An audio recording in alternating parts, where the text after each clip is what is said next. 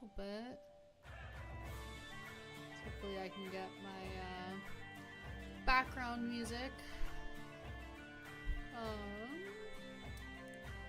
at least a little bit balanced with my voice. If anyone has opinions about that, let me know.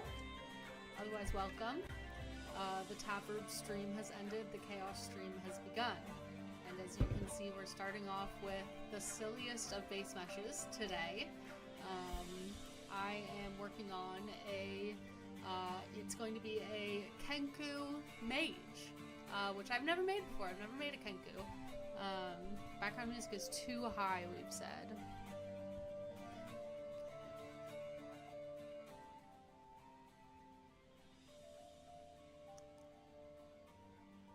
Let's try that. But yeah, I've never made a Kenku before, so we're gonna try it. Too quiet in general. Had to bump my volume up a lot. Let's see.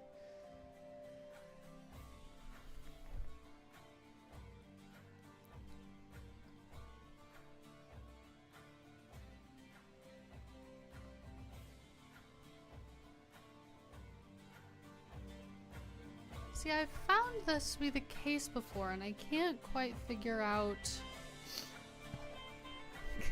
Woo, Kentucky! Yeah. I love a good autocorrect.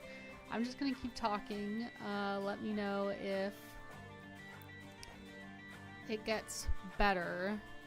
I just don't want to be like blowing out the speaker again. Let me turn this off to see if that's helpful. Is that better? I don't want to, yeah, I don't want to be blowing it out, but I do want you to be able to hear me.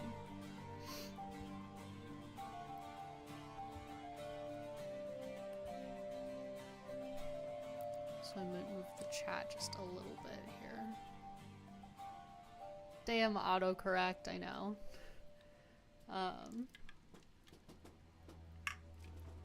That's better. All right, cool.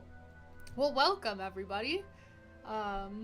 Thanks for being active in chat. I'm gonna try one more thing, which is to get the chat actually visible on the screen here.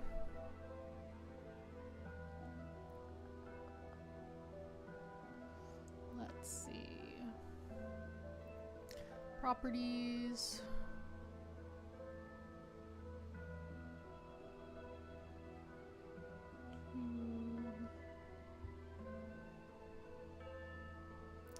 Hello's Arcanum chat Twitch. Chat pop out.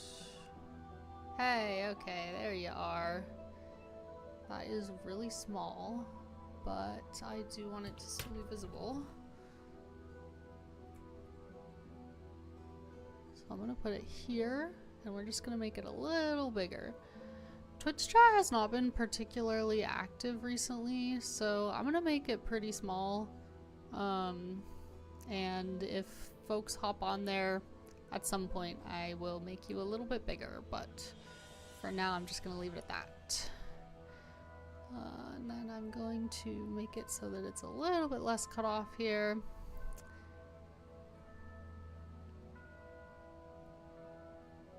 So we can see the new messages as they come. But yeah, I'm excited for a Kenku. I've never made one before, like I said, but I have made ravens. So I think that I have like as you can see, I've started a little bit of like a piecemeal like cobbling together of this model. So you know, we're not starting from nothing. This is actually a commission piece. If you guys are interested, I am taking a few more commissions over the next few weeks. So yeah, this is a commission piece. I'm very excited about it. If you guys are interested in commissioning me for some work, I am taking on a few more projects in the upcoming few weeks. So, with that said, without further ado, I'm just gonna keep kind of blocking this guy out. He wants a hug. Don't you want to hug him? I sure do. Just kidding. He looks like a monster. Okay, so this guy is gonna be a mage eventually. He's gonna have a, he's gonna have a big, long flowing cape. Hello. And he's gonna have a, like, cool, he's gonna have a cool staff with a big gem at the top of it.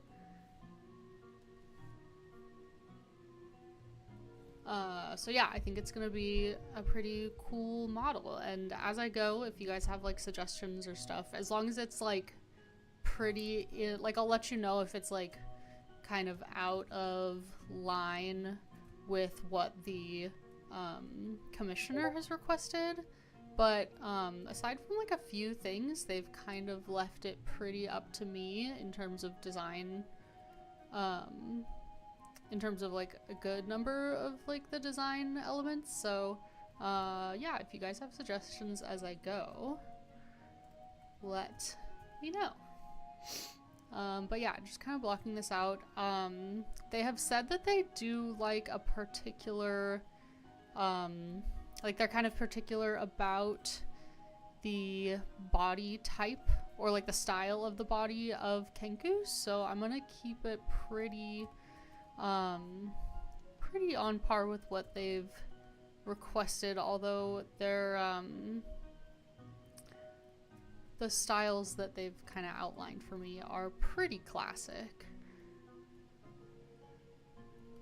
So I think it should be a fun sculpt. I'm just gonna try to get the block out done today because it has been years since I've taken on any commissions, which I think is kind of fun. Like looking back over the commissions that I've done in the past, like I have gotten so much better at sculpting since the last time I took on a commission. So I feel kind of a lot better about what I'm actually able to offer. Not that I don't think my commissions in the past were good, but they certainly are, you know, pale in comparison to I think what I'm able to accomplish now. I'm not familiar with all the species of D&D. Are Kenkus just birdmen? Yes, they are specifically raven flavored. So I'm gonna be working off of this raven model and actually not straying super far from that. I'll be giving it like a little bit more personality, but but I don't think like the head, for example, is gonna deviate a whole lot from what I already have. Now it does need some eyeballs, and I need to look at some of the references I have. I think Kenkus tend to have like gold, like colored eyes. I don't know if they generally have like human looking eyes or if they're more like beady little bird eyes, so I'm gonna have to look at that. But I think the main like challenge of this model will be like infusing this bird face with a decent amount of personality.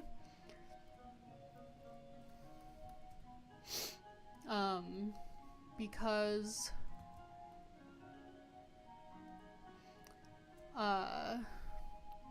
most of bird personality, at least in my opinion, comes from like their behavior as opposed to like any like facial expressions that they make. So okay, let's take a little gander here at some of my references.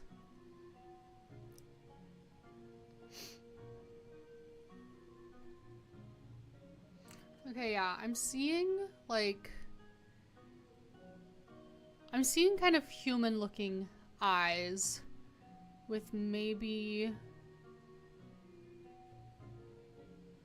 they're like a little bit beadier maybe, and then in the in the references that this person sent me, yeah, we've got like a yellow eye going on, and then so I think the main changes that I'm gonna make to the like pure like raven animal face and body are I'm gonna give him a brow, just like a little bit of a brow, and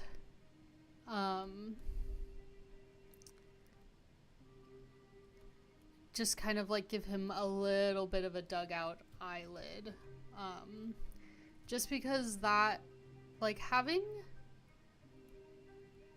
a brow and being able to look straight ahead are like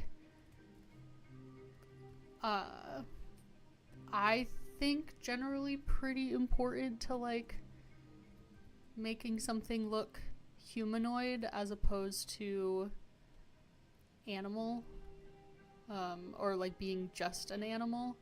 Like if something can like raise its eyebrow at you or like make its face like there's just so much like expressiveness in a brow and an eyelid. But other than that, I'm not gonna make a ton of changes to the eyes. Might make them a little bigger even, actually.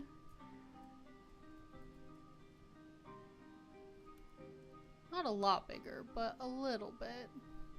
Just so that they draw the attention a little bit more. You ought to have descriptions even if it's auto-filled with the same information for every stream, links to products, services, and whatnot. That's a very good idea. I am still kind of learning the ins and outs of how to get these streams set up, if I'm being so honest. I think I have something in the description of my YouTube one. Oh yeah, see, it says no description. I added a description in okay, we're gonna switch to this really quick, because you guys are great and you always help me out with setting up my streams. Okay, so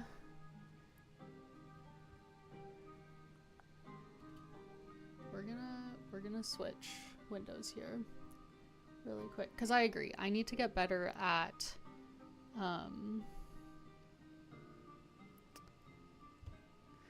search engine optimization.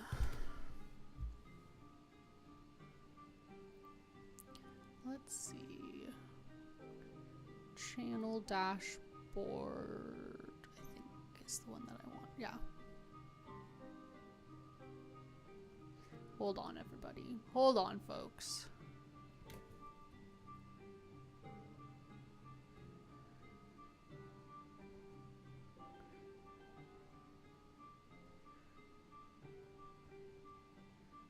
Because I am going to mess with this for like just a second.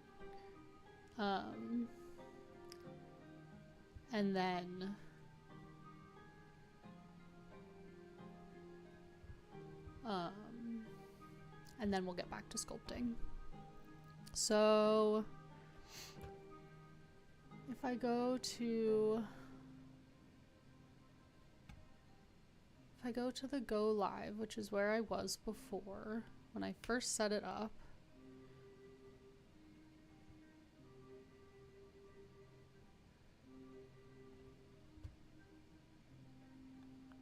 Okay. So now if I go into edit, see, yeah, I had this filled in before, and now it doesn't seem to have it doesn't seem to have kept it, which is annoying. So let's just go copy and paste something in from one of my previous videos. Thanks for bearing with me, you guys. I appreciate you.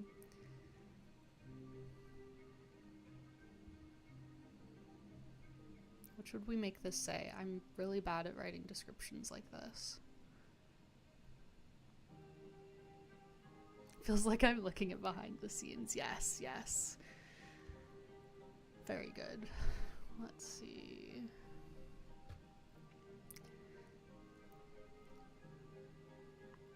Like, what did I put in the description for my last video? Because I did go in after and, like, edit it and add some stuff in, like, the VOD description. Oh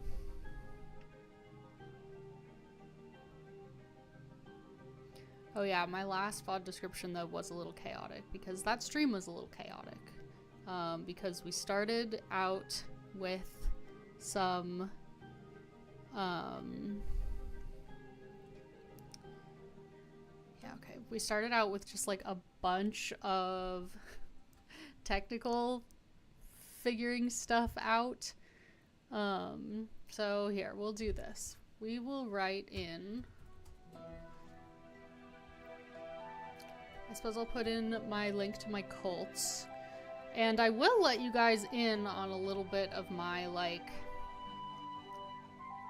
the plan. This is the plan.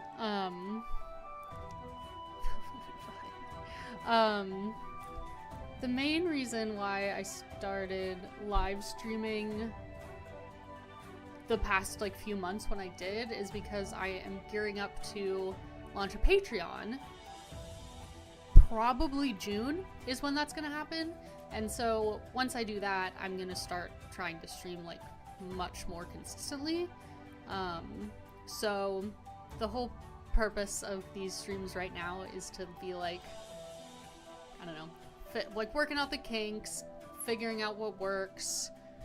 I feel like it's like a muscle that you gotta kind of like build up.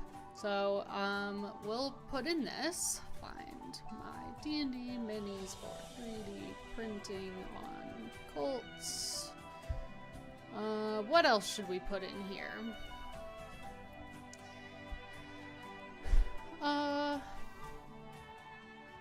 Watch me sculpt in ZBrush a Kenku Mage miniature for 3D printing.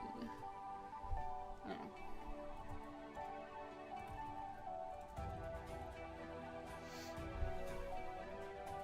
I'm not going to spend too much time on it because I'm sure it's not super fun to watch, but we'll start there. It's got some good keywords. We got ZBrush, I think.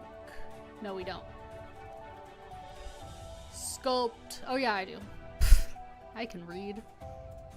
Kenku Mage miniature for 3D printing. Follow me for more 3D printable miniatures for your D&D and other TTRPGs. Super. Alright, save. So let's see if that updates.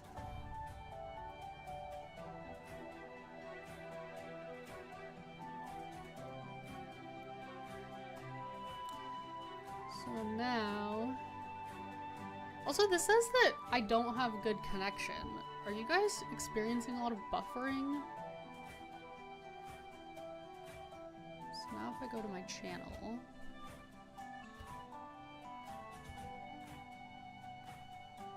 I go to the live. Hell yeah. Alright, now we have a little bit of a description. See, I don't know why I didn't stay like that, but I guess that should be part of my like pre-stream routine, is going in and I'll like make a little copy paste of hey Aloha, welcome, the fallen Taverb god. Oh my god, I didn't see that before. I love that. We are troubleshooting again. That's, I guess, the, like, start of every stream is gonna be everyone tell Nat what needs to be fixed. Okay. Let's see. Okay, back to ZBrush. I'm gonna just delete this. Yes. Okay. Sorry guys, that was a little bit of a jump scare back to this, like, this model. I know Mia just did a stream where she was like, it was ugly for so long, but this model is gonna be looking like this for a hot minute. So if you thought you were done looking at models that are scary for a while, think again. Also, I know this is a raven and ravens are black, but I think that I'm gonna get bored looking at gray on gray for a while, so I'm gonna make him purple because I like purple.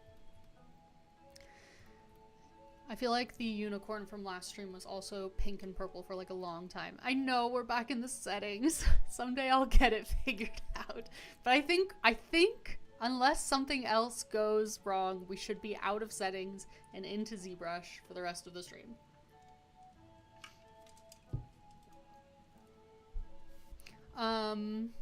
But yes, Taylor suggested, well, Taylor noticed, first of all, that I don't have a description in my stream. And I said, oh, I don't? And then Taylor suggested that I do that, which is helpful. So we went in and we fixed that. I like how you sculpt feathers and fur. Thank you. I actually did a lot of the feathers for this one with a brush that I will get out here once I've gotten more of the blocking out done. Yes, we are working on Burb. We are making a Kenku Mage. I think these arms are a little bit fucky, but that's fine. We're just blocking out for now. So the reason that the head and arms and legs are way more blocked out than the rest of the body is because I do have raven models that I've made before, so I pulled out some of those subtools for this model, and so now we're just making it humanoid.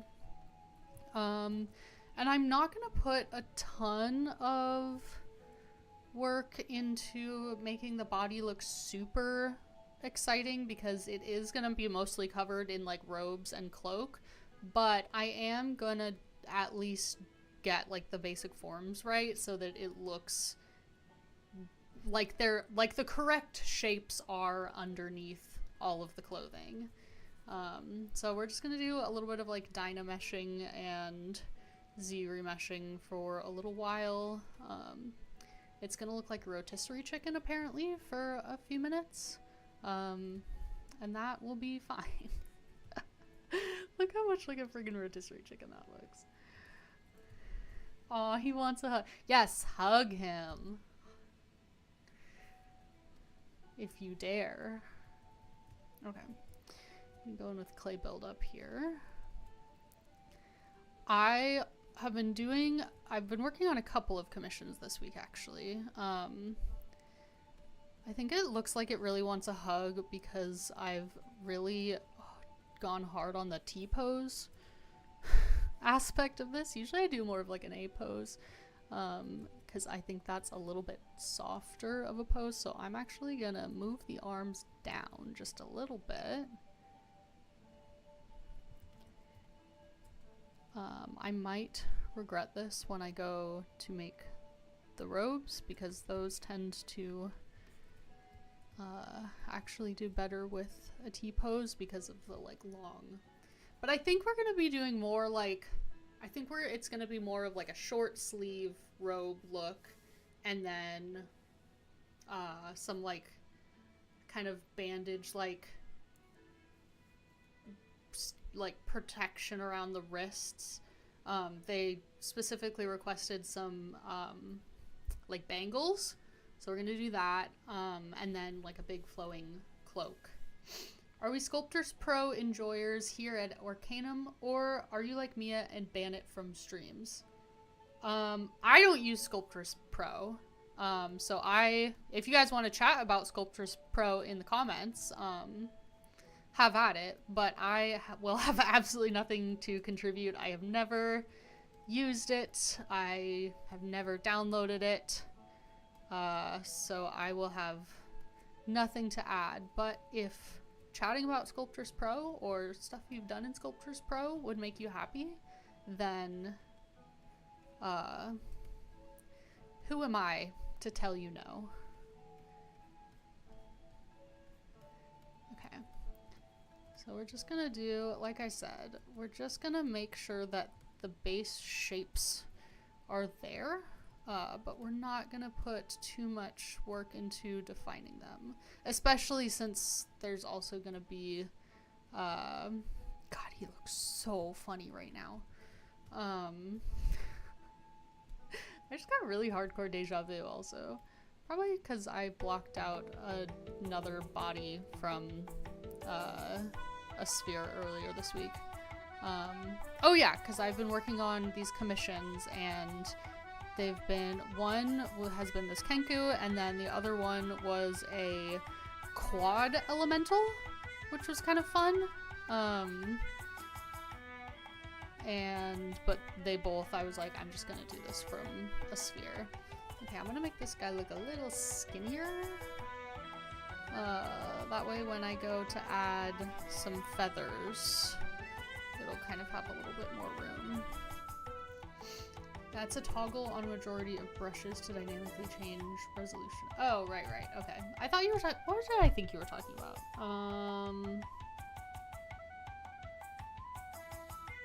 I don't remember. But yes, I do know what you're talking about now, actually. What was it? What program did I think you were talking about? Nomad. I thought you were talking about Nomad Sculpt. I got that confused. But yeah, I've never bothered to learn anything about Sculptress. If Mia doesn't use it, then I probably don't use it. I am basically Mia's Wario. So,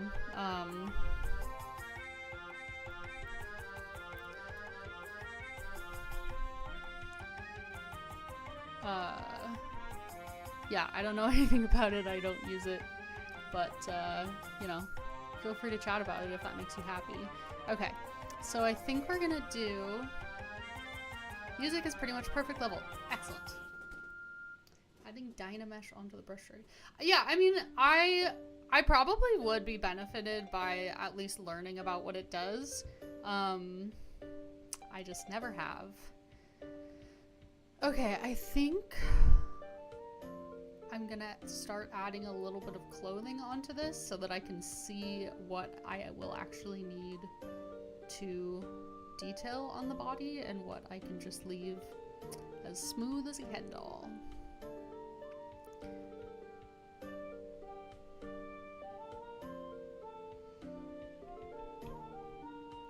Okay, shoulders down his back, fragrance cloaked hood, minor enchantment.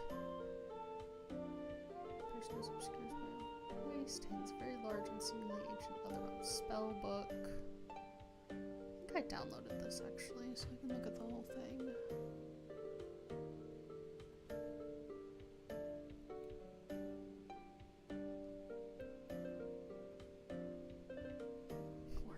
Any cake we working with back there on board?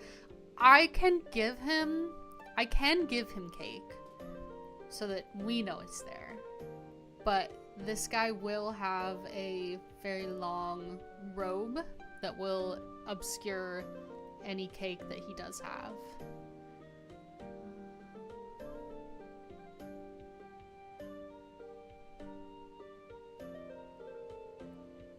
Okay, right now.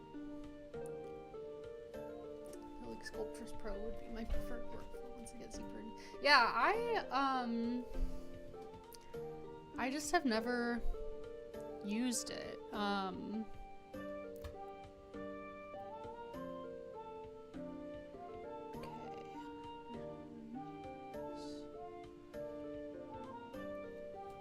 just reading through what this person wrote in their commission. to see if they have any like clothing request.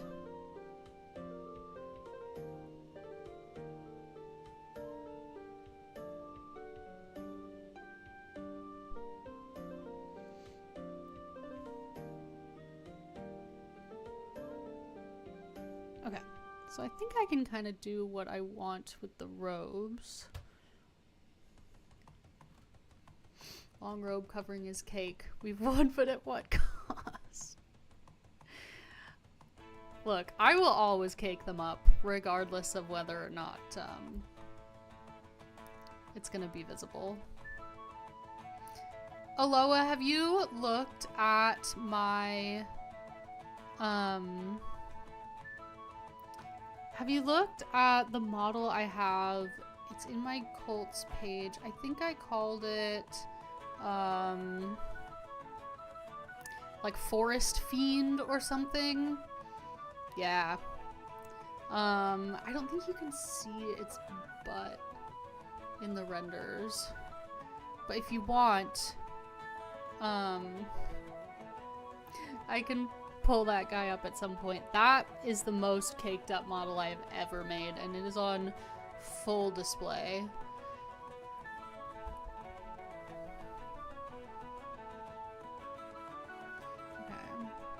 I think I just keep like wavering back and forth on what I want to do here. I think we're gonna go with like maybe a tunic situation, and I'm gonna make him a little skinnier too.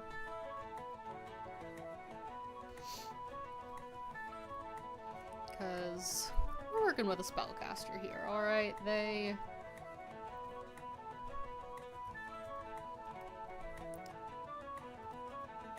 do not have much in the way of muscle tone. Or really much muscle to speak of. Okay. Now I think he probably will. I think we're gonna do like a deep V. Or more like that like kind of squared off V that like an old style tunic has. Simply must get to see the best cape. Okay, let me block out this tunic real quick, and then yes, I will go back and see if I can find that file.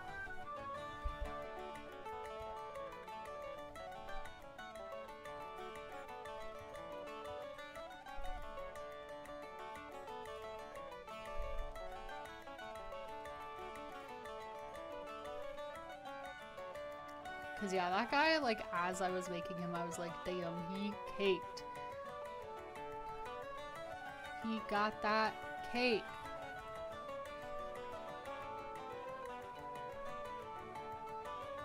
Oh. Thanks, Z-Remesher. That was so nice of you. Look at this mesh, you guys. Oh, it looks so nice. Okay, so we're gonna have this go down to, like... We're gonna have it be actually pretty short-sleeved, because I do want there to be plenty of room for the feathers to stick out. And then it's gonna go down to the waist, and then we're gonna give it just a little bit of, oops, a flare here. Oh my.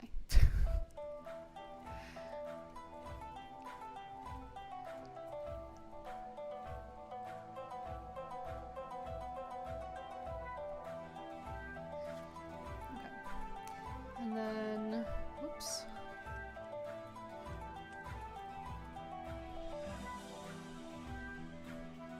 Make this kind of a deep V, and then we'll give it that, like, classic.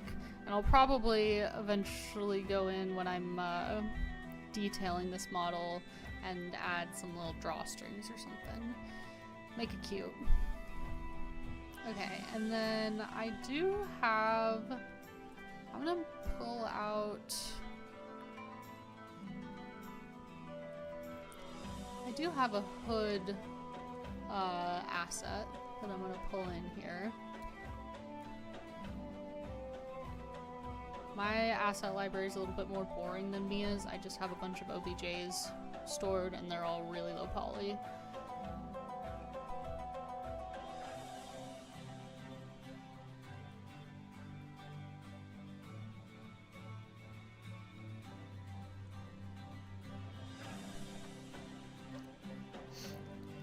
Hey Mia!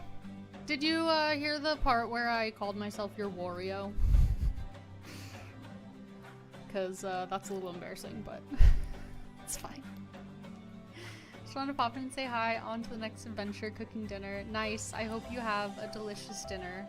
It's awesome to see some of Mia's techniques and a little bit of style coming through as you work on your own stuff. Yeah, I mean, you know, Mia is how I got my start, so yeah, there's a lot of her that lives in what I make for sure. And I'm sure that there's a lot of little like quirks that maybe she had when she first got started that I picked up. Well, not when she first got started, but like I started doing her mentorship in 2021, I want to say, 4 years ago. So I think her mentorship program was pretty new at that point. I think she'd been going for like maybe a year.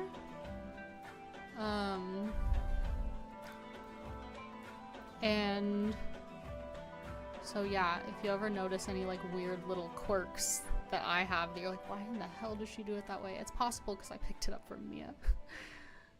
And she has since moved on to doing things better and more stylishly, and I'm like, hey, if it ain't broke, don't fix it.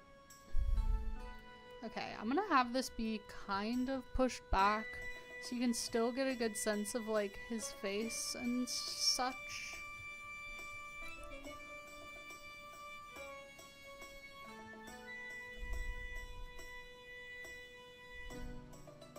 Okay. I'll refine that shape a little bit more, but for now we just like have it. Oh, he's so cute already. So I'm gonna give him like a really good like chest feather floof. I think I might just make the cape from scratch, honestly. I think that will be faster. I've made a lot of capes in my day, so I think this will be the quicker way to do it than trying to like bring something in and then squish it to be the right shape.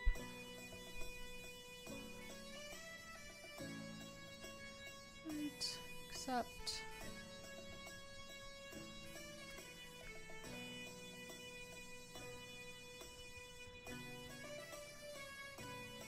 There we go. A bunch of the peasants went and grabbed those free STLs you put in the Discord. Oh, good. Oh, that's fun. We should have like a painting party at some point. I feel like it would be fun if we all painted the same models and did like a show and tell, like a paint and sip, where like everyone makes the same painting, and it's fun because everyone does it a little bit different, but you're all bonding because you're all like working on the same thing. I feel like that would be kind of fun.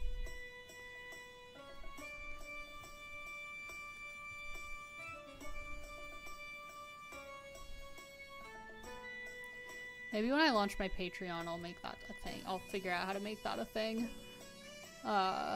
Some sort of little like paint and sip where with like, I don't know, that month's model releases or something. And I could do like a painting stream, and then because I think on like TikTok, I don't know if you can do it on YouTube, but I know that on some social media you can do live streams that are like collaborative, so people can like ask to join and like also do their live stream at the same time. I feel like that could be kind of fun.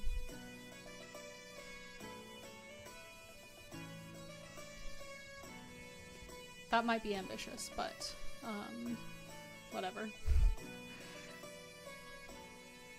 Okay, I think that's looking good for a start. I'm gonna make it like really like flowy and spooky, because they really emphasized the importance of the cape in this character design. Let's do a zero measure by half. I believe Dragon is setting up a monthly art thingy in Mia's Discord where we all create something from a prompt. Oh yeah, that would be very fun. I have been really bad about keeping up with Mia's Discord chatter.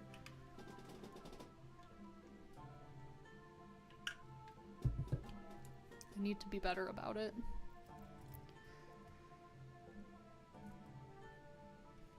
Okay.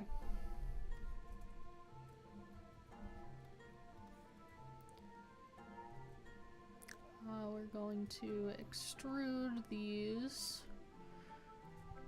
I usually keep my meshes 0 thickness for quite a while I'm blocking stuff out, but for something like a cape where you literally can't see it from the front unless it has thickness, I always extrude it. Whoa, why are we doing this?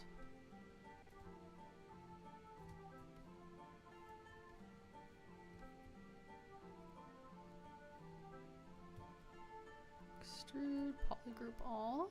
Okay, why are we... ZBrush. Auto groups. Huh. Okay, well let's try this again. I don't know why, but for some reason when I'm extruding on this mesh, it's like creating this weird poly that doesn't need to be there.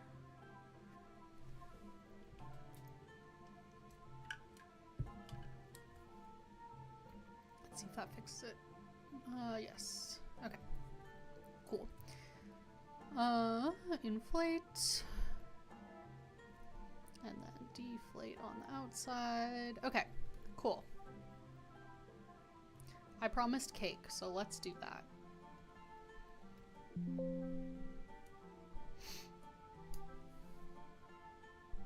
Can you get your top 5 personal favorite brushes? Ooh, that's a good question. Let me open up the brush palette and think about that for a minute. I mean, the ones that I use most are probably Move Topological, Clay Buildup, what else? Z-Remesher,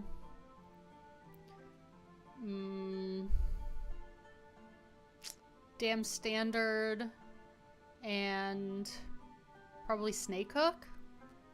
But in terms of ones that I think are most fun, probably Scribe Chisel. I also actually get a lot of use out of this IMM Primitives brush, where you can just add like a shape onto something as like a really quick way to like append onto a mesh. As long as it doesn't have subdivision levels, it's a really easy way to like build up like the core shapes of something new that you're trying to put together.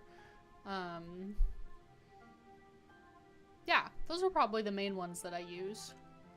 I kind of like some of these chisel brushes. There's some good built-in stuff in those. And then I actually also get a lot of use out of this IMM clothing. What is it called? IMM Clothing Hard. I really like these like snaps and eyelets and buckles. They're just really, they just look good, and they've got good topology. They're easy to like crease or not crease so that they look like smooth or hard. Yeah, those are my top brushes for sure. Okay, I promised cake. I think I called it Forest Fiend when I was making it.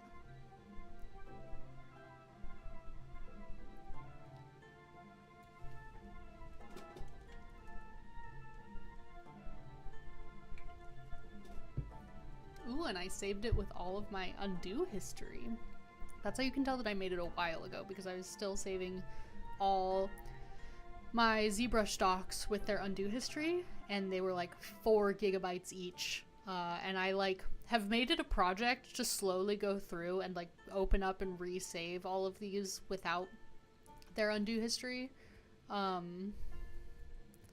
But every once in a while I find one that I missed. Okay, here he is. And here's that badonk. Right? And I gave it a little bit of a like baboon booty texture. Here's the other one. He's like screaming. About as caked up as you can get. And you can't, it's an if you know you know one, because either you have purchased this model and own it, and then you can rotate it around and look at it, or you're in the stream right now and I'm showing you that forest fiend booty. I actually really love this model. This model is funny. Let's go, we got the cake. This model is funny. So when I was putting together the stuff for this Kickstarter, this was part of my Wild Hunt Kickstarter a couple years ago. I made these models when I first started sculpting, and I was super depressed, and you can really look through the material for this Kickstarter and be like, wow, this was a depressed person made this.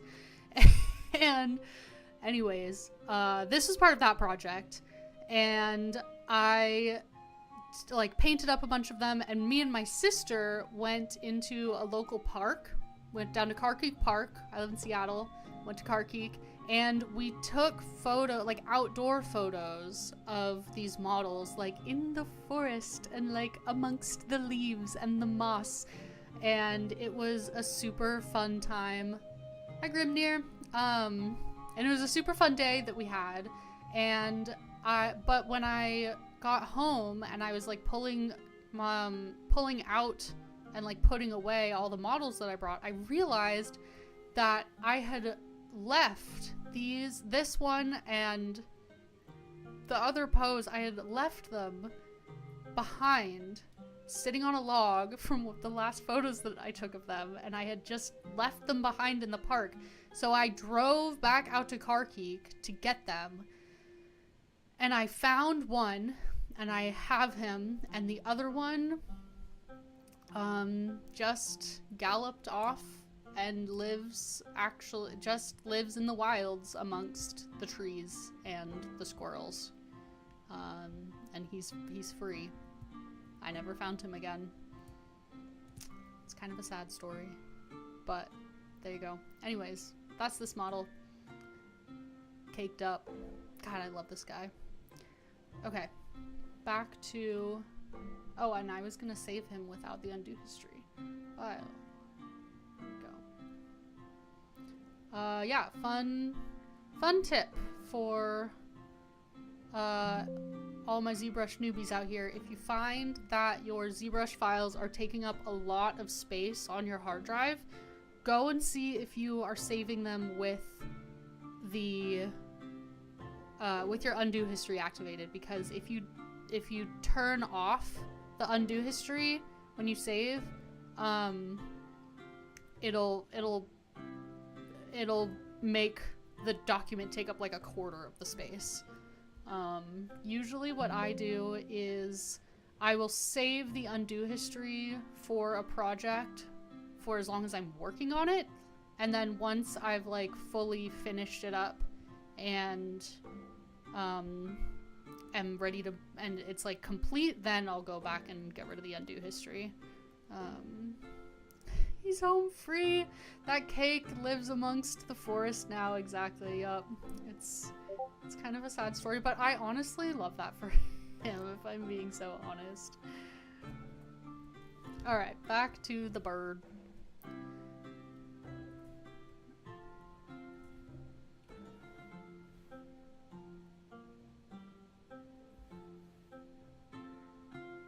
I I'm making him purple because I don't want to get bored of brown on brown.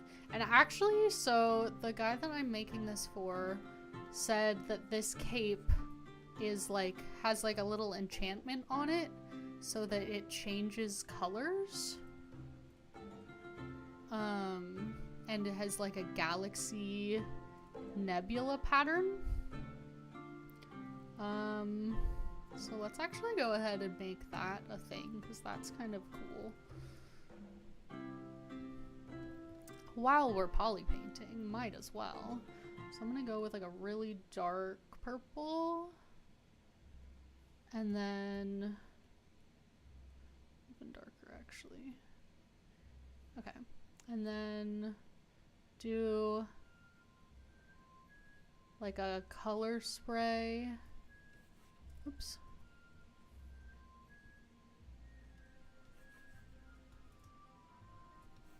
Ah.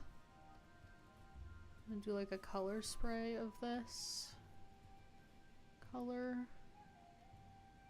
of like not completely opaque. And then we'll do that. And then we'll do a little bit of blue.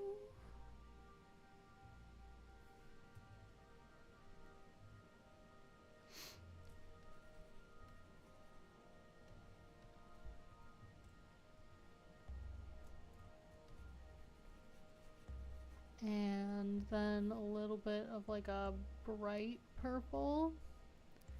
I'm just kind of having fun with poly paint at this point, so bear with me for a few minutes.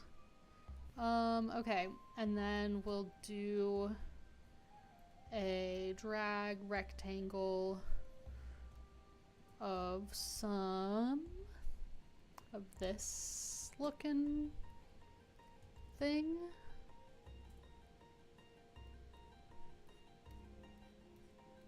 I don't know how good that looks, but I think it gets the point across. And we'll do some, we'll make it smaller though.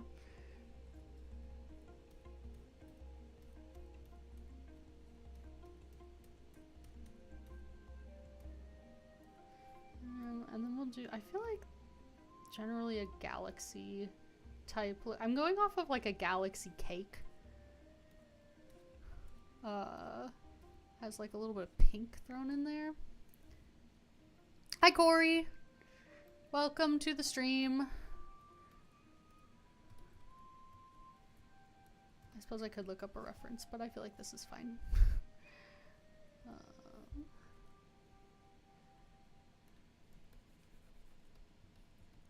Oh, that's an interesting effect. I'm making a Kenku Mage for a commission.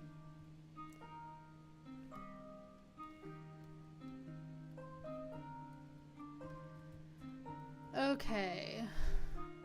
Cool.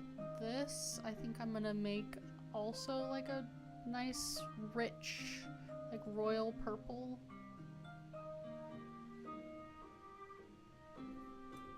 Okay.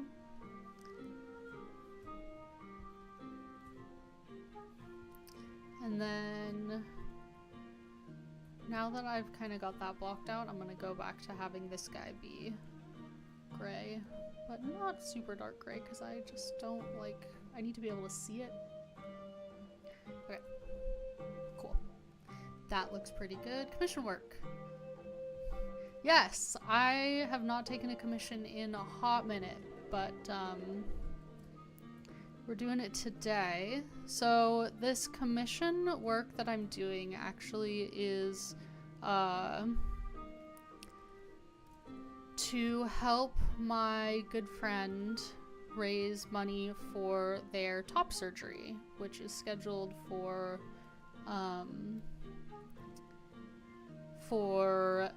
very beginning of July of this year. So I was like, okay, what do I have that I can use to get them some more cash. So I decided to, because they need to make their down payment pretty soon. So we're raising funds. We're making it happen. So I was like, okay, I can do some commission work. So that's what these commissions are for. Because normally I don't do them. Okay, so that's looking pretty good just in terms of like general body shape, I think. And I think as far as the face goes, I'm not gonna do a ton more. I might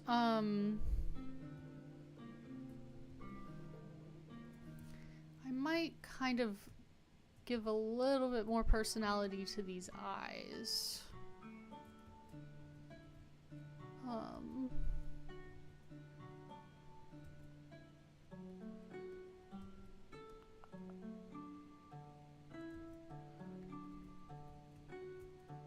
See my finished Fae character in Discord. Oh, that's why it was weird. Because I accidentally turned spray on for some reason.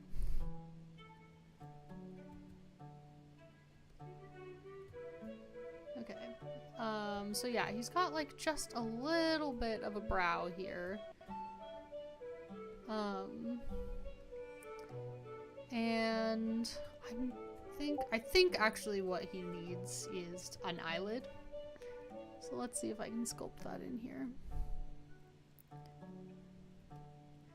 Kind of mask off this upper part so that it remains kind of brow-like, and then do a little clay build-up underneath. Yeah, oh, I like that.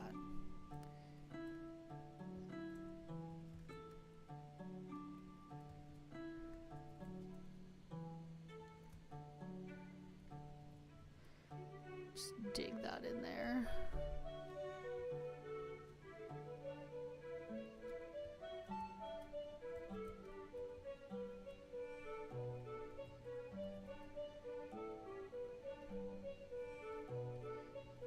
Okay. So there's an upper eyelid, and let's do the same thing for the bottom. Eyelids are very important when you're making people. They're not as important when you're making birds. So I think that's gonna be kind of a big thing that makes this look like an actual character as opposed to just a bird.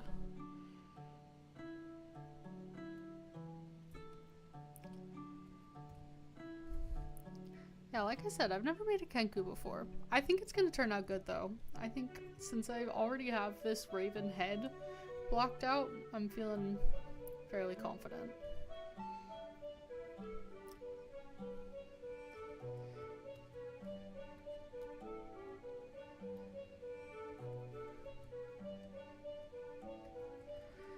Okay, pull this out here. Guess she's more like a tiefling. I am gonna go look at that real quick because I want to see it. Once I finish getting this.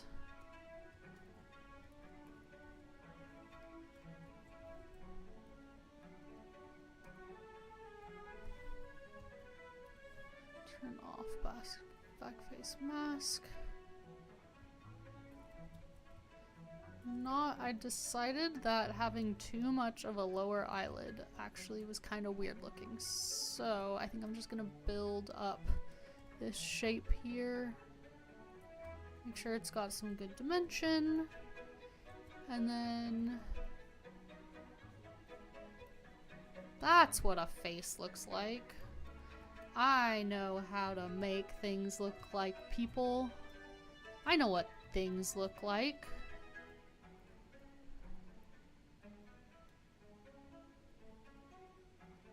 Oh yeah, that one. Yeah, okay. Yes, that looks so cool. I really like the horns. I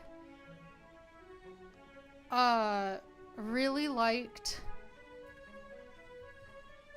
how they, I mean, I think I put this in the Discord, but I really liked the placement. And I really liked the shape. I think that, and like the jewelry, looks the accessories. Whenever I make creatures with horns, I always forget that they can do like accessories on their horns and make them like a fashion statement. So I just loved that you did that with the horns. I thought it looks like such a good model. Really nice work. Aloha, how long have you been sculpting for? I'm gonna try to make this guy look a little bit less grumpy. But just a little less grumpy.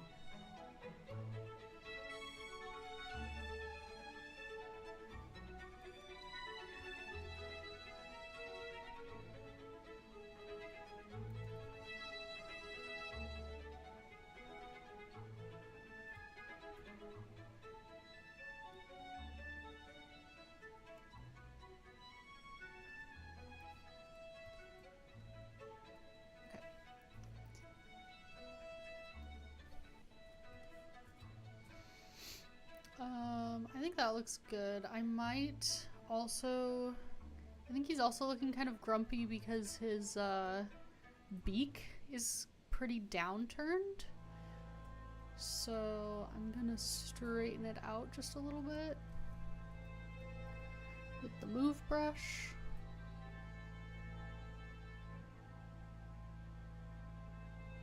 Because I'm looking at a lot of Kenku reference art here, and it's looking like the beaks, if they are downturned, it's really just at the very tip, and the rest is pretty straight. Okay, cool. Alright, and then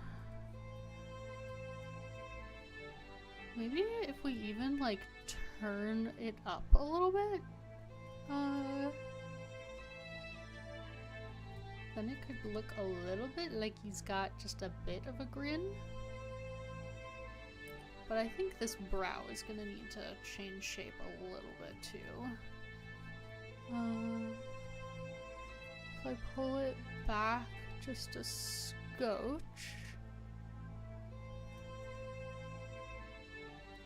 and then pull this forward. And then I think this front part was a little too squinty. There we go. That's looking a little friendlier. Nice. Also, if anyone is interested, this guy's name is Squall, which I like. I think that's a great name for a Kenku. Squall!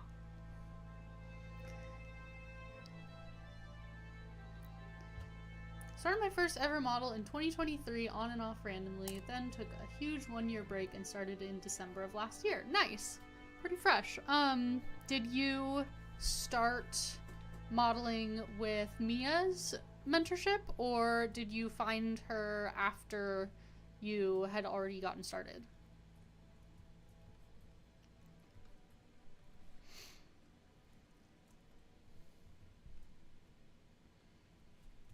Oh, he's cute. Okay. I like that. I'm gonna maybe do some standard brush here just to like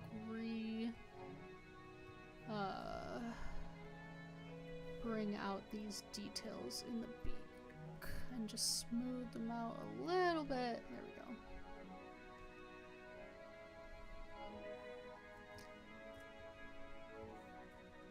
Okay, nice. Okay, I think the face is looking pretty good. I'm gonna give him some little chest fluff here. So I have this brush that I like. I do not remember where I got it. I think I got it from maybe Cube Brush or ArtStation, most likely.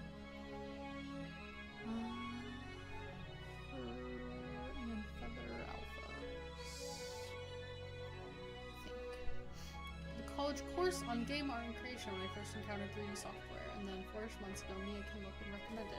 Game working. Nice. Those are Arcanum. You need to start a mentorship. I need to learn how to make a squaw. Here it is. Sculpt along. I think if I were to start a mentorship, it would probably just be in the form of YouTube videos. I do not think that in I just don't think I would have a ton to add to the space of modeling mentorship that Mia has not already covered. So I am perfectly happy to provide tips and send people her way. Okay. So, usually for fur, I will go in with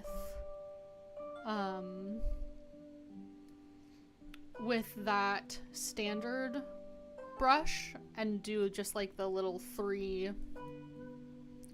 this little alpha with the 3 lines.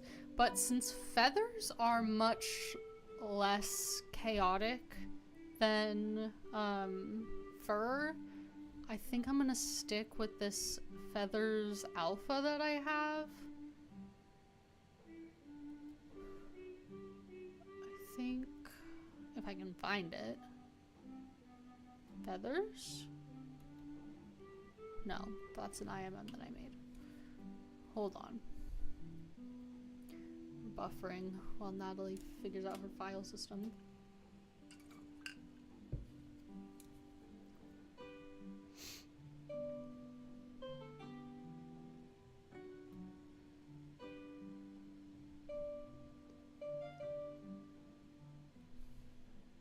Is it this one?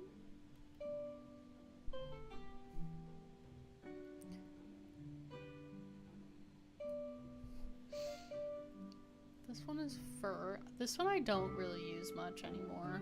I used to think it was the bee's knees, but it really needs to be quite high poly in order to look good, and it's also already very stylized. Where are these feather alphas?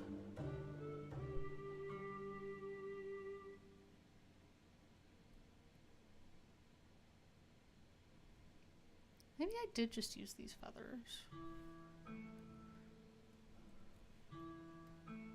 Okay, yeah, I did. I see what I did. Worked well before, and it's gonna work well again. I think I just used these long ones.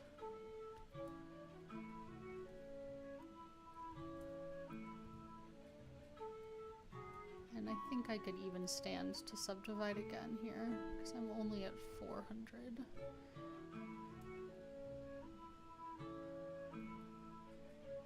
Okay, nice. So yeah, I think what I did was I used this fur alpha thing, and then I went in later with the damn standard brush, and I just added some little marks to make it look like there were like the little breaks in the feather, if that makes sense. And so now I'm just gonna give him his little raven beard.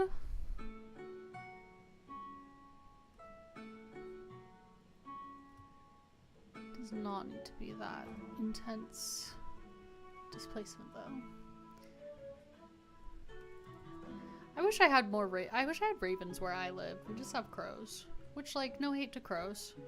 If any crows are listening, please don't come and murder my dog. Feather cloak like Eileen the crow from Bloodborne. That would be very cool. So since this is a commission, I do have an exact description of the cloak that this person wants, and it is gonna be just like a smooth cloak, so that they can paint that galaxy design that they want on it, which I think will be very cool, and I hope that when they paint it, they send me pictures.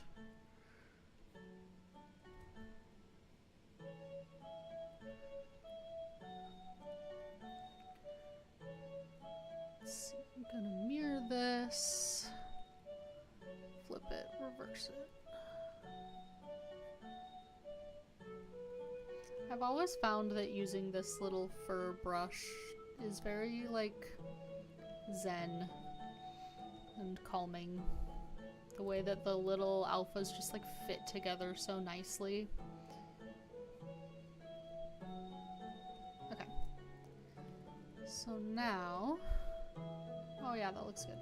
I'll go in with Damn Standard and just add some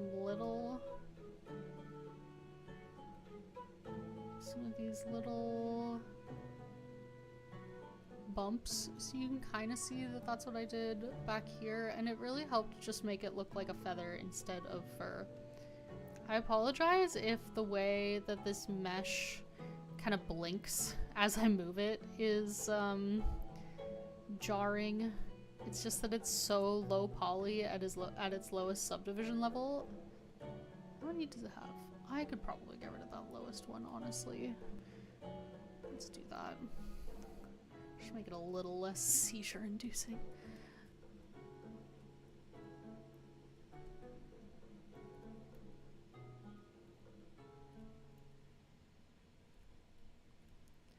And then I think I'll hit it with the little smooth brush once I've done that. Honestly, I just love the way he looks without the feathers visible and just the head selected. I always think it's so funny when I have like just a face selected with no like teeth or tongue or anything, and it's just like gaping open and you could just hear it going like a little baby. Okay, I think that's looking pretty good. Nice little beard. Alright, now I think we'll do the arms and legs. So for arms, I think I'm trying to decide. I think I am gonna do actual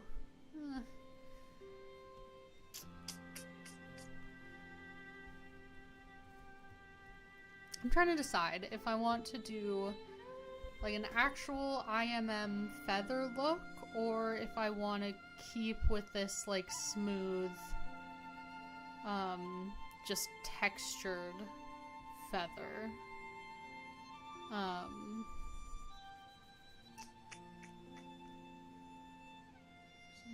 Yeah, I literally just noticed that. Let me see if I can fix it. I think it's probably... Yeah, okay. I think the chat pop out went off of live for a second, but I think hopefully that's fixed it. I don't think anyone is watching on Twitch, but it's there. Okay.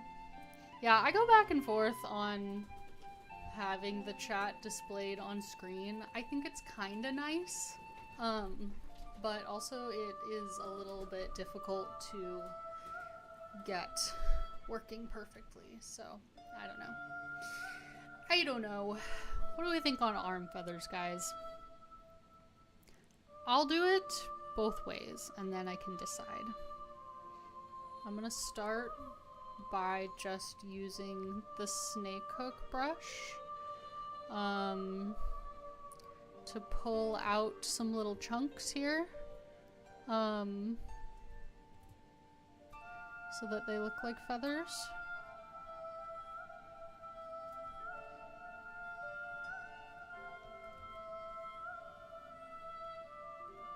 already I can sense that it's gonna be kind of tough to make that not look super chaotic. But we're just going to try our best. The thing is, I have a feather IMM that I think is super pretty.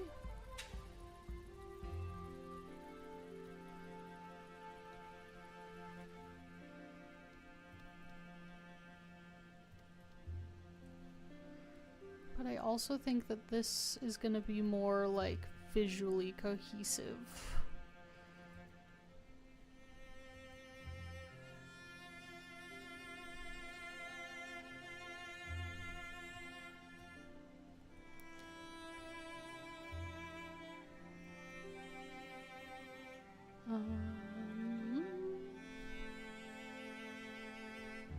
So let's take the standard brush here.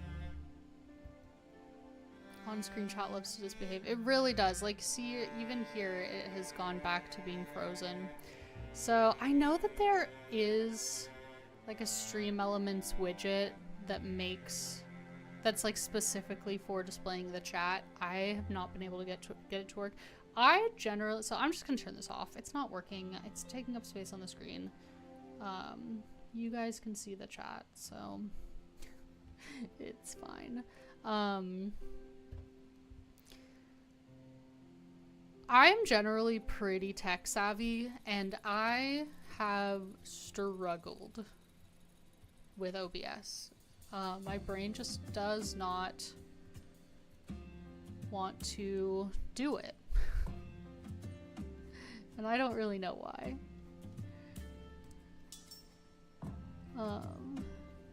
Like I am generally able to like pick up a new piece of software pretty quickly, and like watch tutorials and just figure it out, but for whatever reason my brain is like, OBS is going to remain a mystery to me, and for just until the end of time.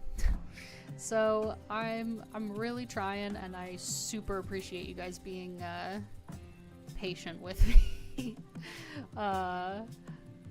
Especially at the beginning of my streams. You guys are very kind, helping me, just like giving feedback as to what is working and what is not. I use Streamlabs OBS, so I'm not sure about normal OBS. Yeah, and you know, it's possible that normal OBS just like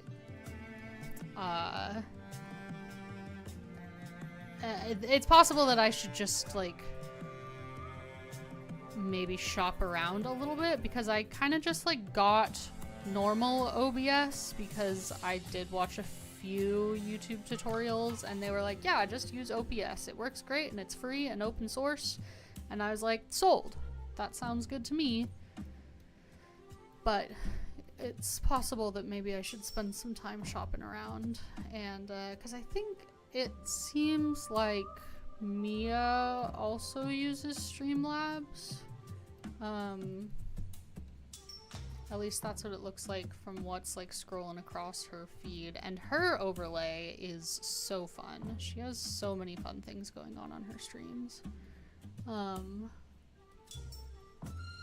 I have opted for a little bit more of a chaos mode, so we'll get it figured out eventually.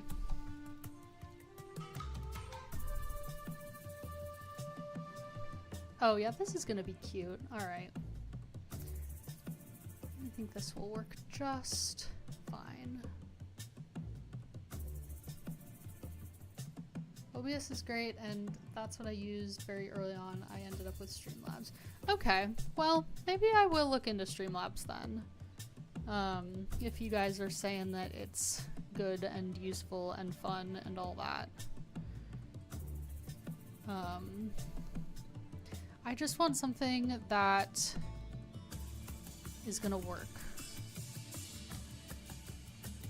I want something that just works. Speaking of which, if you know, you know. It just works. Oblivion Remaster today? Who else is hyped? I certainly am. As soon as I sign off here, I'm gonna go to the gym. I've been saying I was gonna go to the gym for like 2 days, and I've just been super anxious, so I have not gone. So I'm gonna hit the gym, and then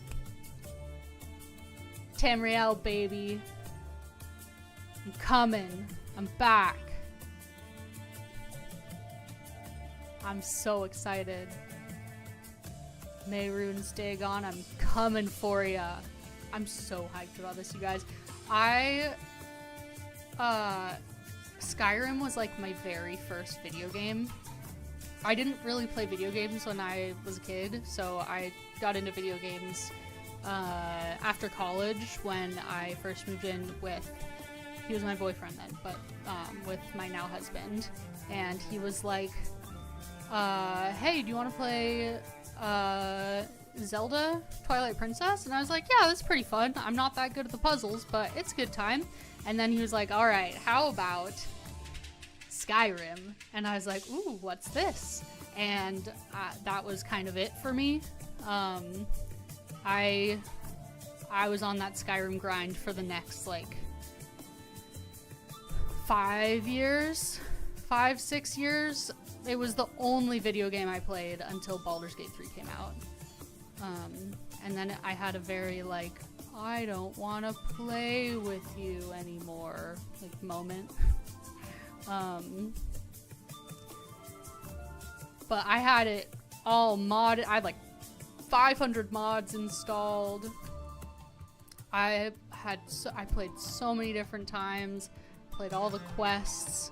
Actually, you guys, if you've watched any of my streams so far, you've heard me talk about my beloved D&D character, Wizard Edwina, and she was a Skyrim character when I first made her up. I was like, I want to make a character that is like purely just a College of Winterhold mage, which is why she has a cat familiar named Jazargo, because he was her trusty companion throughout that entire playthrough. They were best friends. So yeah, Skyrim is where I got my start, and then of course I have played Oblivion, but I'm so excited for this remaster, you guys. It's gonna be so fun. I'm hyped. Saw that. I can't afford. I know. I am hoping that Steam does a sale. Although I will say, I saw when I first saw that they were releasing the remaster, I was like, oh, there's no way it's gonna be less than like $80. So I was pleasantly surprised that it is like only $50. But honestly, though, if you don't want to pay for Oblivion Remastered, just wait a few months and Sky Oblivion will come out, and then you won't have to pay a dime.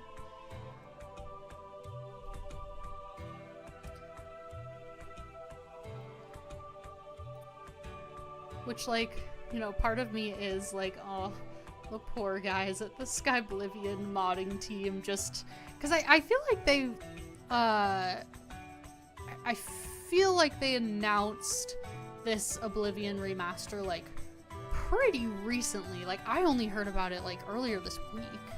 It was not on my radar, and I'm like in all of the like Elder Scrolls like subreddits and everything, so I feel like they announced it pretty recently, and then they were like, boom, here it is. I didn't even know it was going to be a thing, and then when I hopped on Steam this morning, it was all over the yeah, truly. I think it kind of snuck up on everyone. I think they were like, hee hee, we're gonna do this. And they were, I almost, though, my conspiracy mindset wonders actually if they kind of saw how underwhelmed everyone was with Starfield, which is not a game I ever played, but I just saw a lot of coverage that people didn't like it all that much,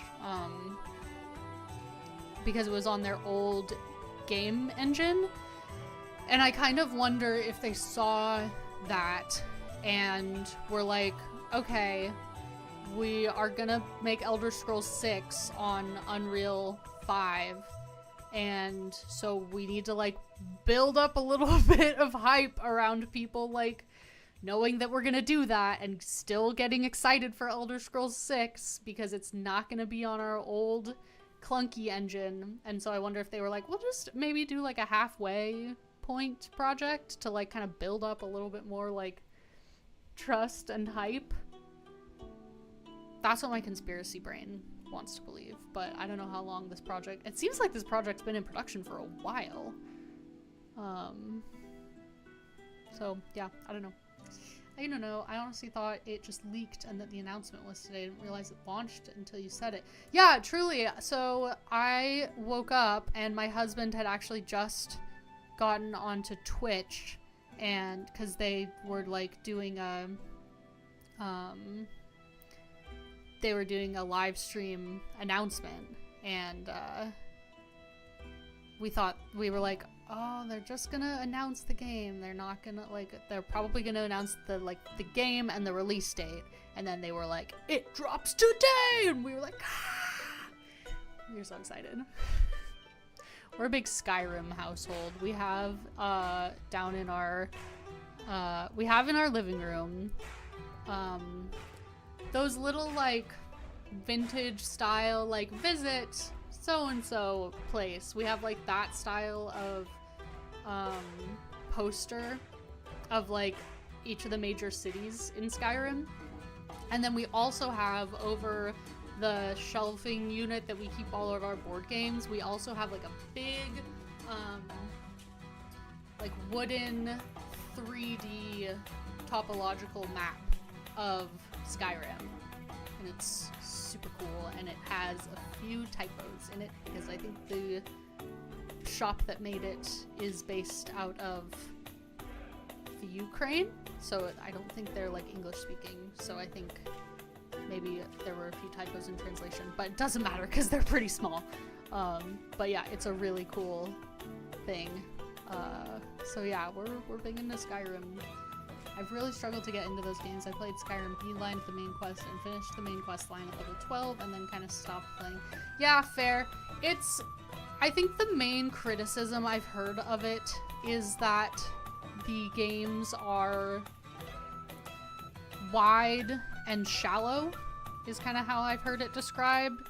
So if you don't love the, like, exploring every nook and cranny element or like style of like RPG gameplay, then I can see how you wouldn't get a ton out of these games, because there is a lot to do and explore, but there's no like there are no characters that are really gonna like capture your heart or anything. Like, you can simp after Serana, but there's nothing like particularly enrapturing about her character. It's all like, you know, it's all pretty surface level, but the world is beautiful and it's super fun to explore, so I don't know. I love it. And there's so many fun mods too that you can download, so like there's always just something new you can do. And I love the lore of Tamriel also. God, you guys have gotten me talking about Skyrim. You guys didn't even get me talking about Skyrim. I started talking about Skyrim because it's on the brain. I love fantasy maps. Yeah, dude, it's super pretty. It's like one of those ones that's like multiple layers cut out, like laser cut on a CNC machine.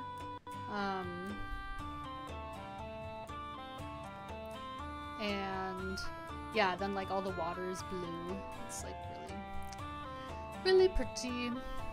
Okay, I think these arms are looking pretty good. I tried to kind of sharpen them up a little bit. And then I'm gonna go in with Damn Standard and add in those little lines. I actually think, now that I'm thinking about it, I actually think I originally used the chisel brush.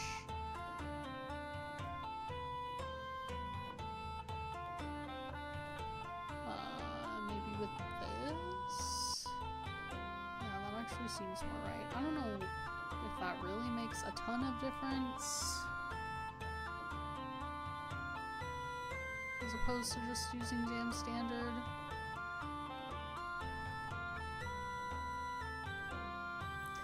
Alright, oh wait, Aloha's heading out. Is that what I got? I'm gonna head to bed now. Alright, thanks for hanging out, Aloha. I appreciate you. Have a good evening. I will see you on the next stream. Probably Mia's. How long have I been going for? I have been talking a lot and I should probably drink some water.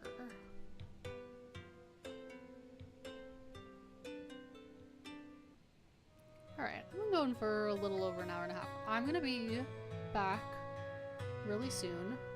I'm just gonna go refill my little cup here, and then I will be right back.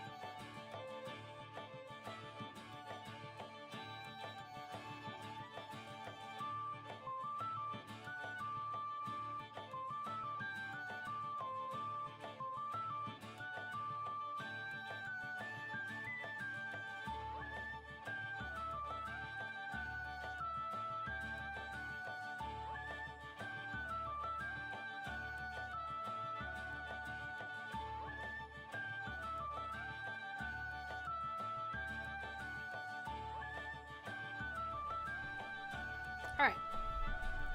I'm back. Did you miss me? I missed you. Okay. Let's see here. Alright, so I think that the upper body is looking pretty good. I'm gonna give him some different colored eyeballs, though. I'm gonna give him...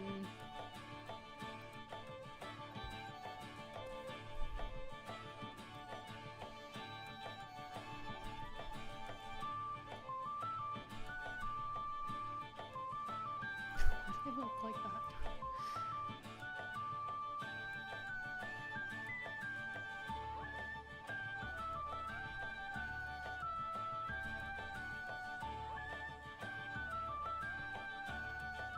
I'm gonna give him yellow eyes for now, but that is subject to change.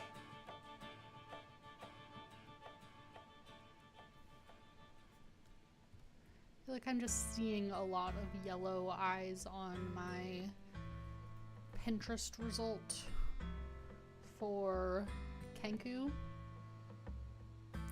So I'm doing yellow eyes for now, but as the design progresses, if I decide that something else would be better, then that is subject to change. Fucking bird brain, Jesus Christ.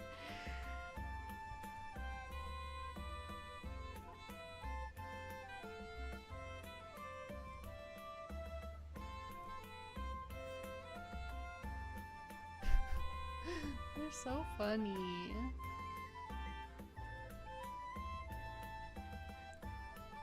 I can't decide which way they should face.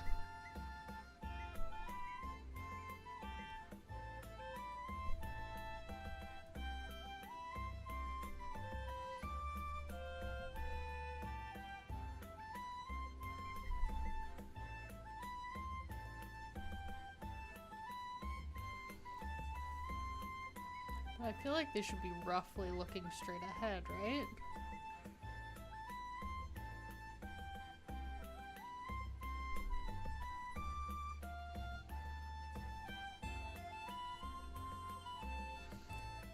This is actually helpful, because maybe the eyes aren't quite right on the head.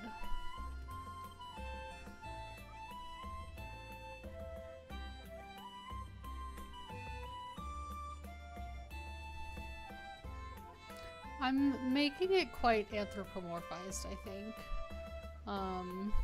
Like, obviously, okay, I think that looks a lot better. Like, obviously it still looks like a bird person, but, it's also gotta look like a dude.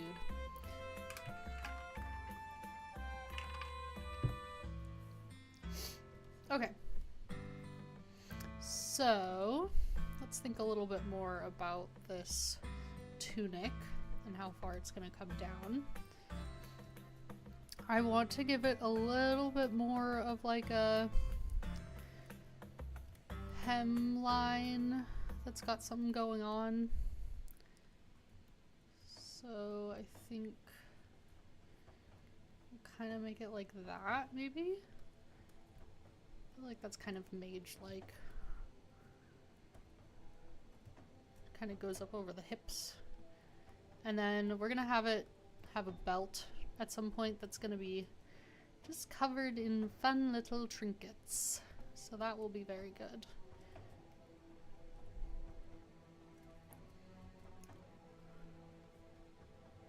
And I think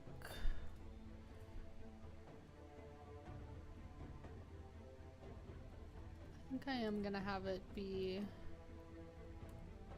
kind of squared off. Cool, and then I'm just gonna do the same texturing, I think, on these lower legs as I had for the arms, where I just take the snake hook and pull out some little pieces and then add on that, that feather alpha. Turn off AccuCurve though. Actually, you know what I might do here, because there's a lot of straight down and that can be a little bit challenging, is this is actually a trick that I got from Mia. Looking awesome, love the feathers, thank you.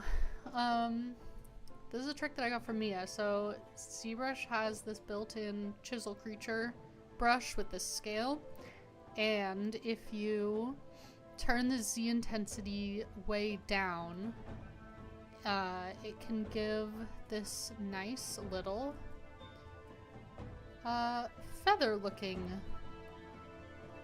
texture.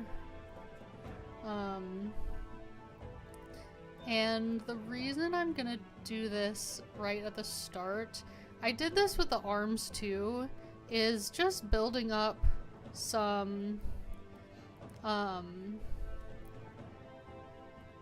shapes as like secondary features, just so I have something to sculpt onto that's not completely flat. Because if I just sculpt that feather alpha onto just a flat surface, it's gonna look kinda unconvincing. But if I go in with that shape and then do some like standard brush shenanigans, it'll already have some dimension built up when I go in and put in that texture. And I think that will work out well for me, Natalie.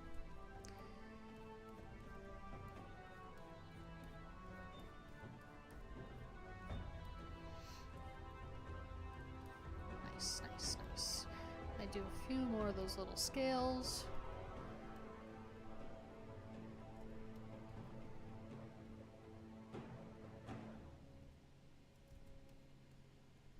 Sometimes it's a little fussy. I also use this brush a lot when I was making my last dragon. It's a really nice way to just add in a little baby scale.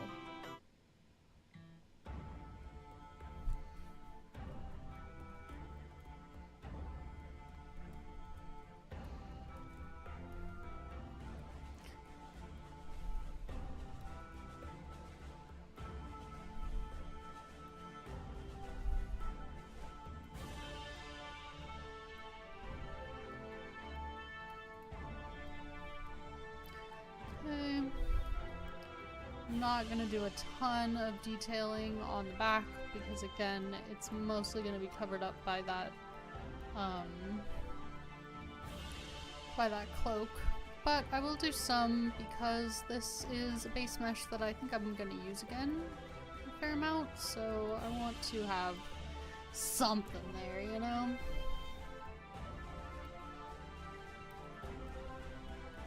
Alright, chisel creature. I'm gonna turn up the intensity a little bit more.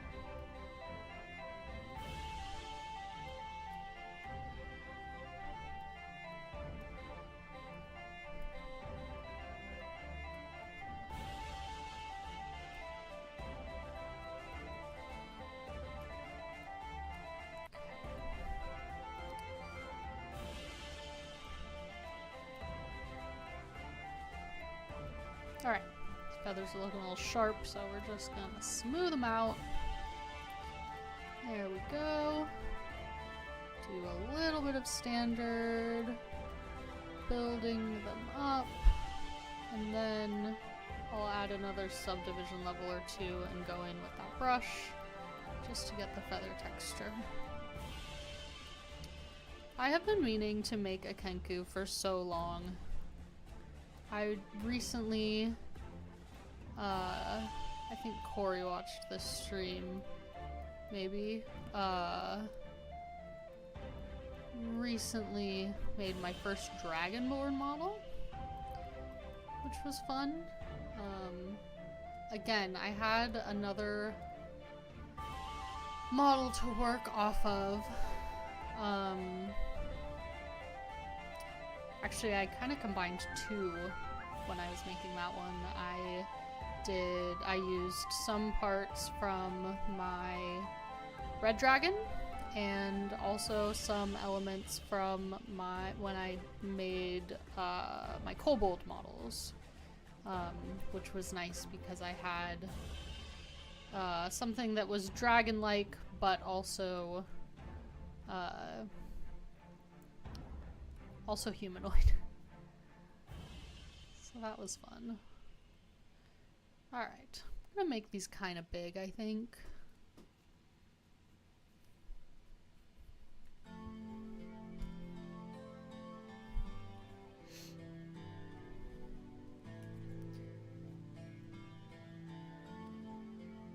Just because I'm looking at a lot of these references, and these leg feathers tend to be fairly large, I think.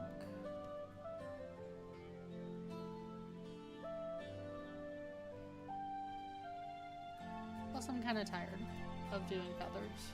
I'm ready to be done and move on to the next thing. So I'm gonna make them big, and hopefully that will get it done a little faster.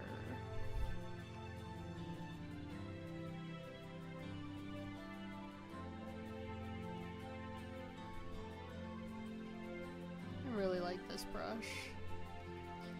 It's so pretty.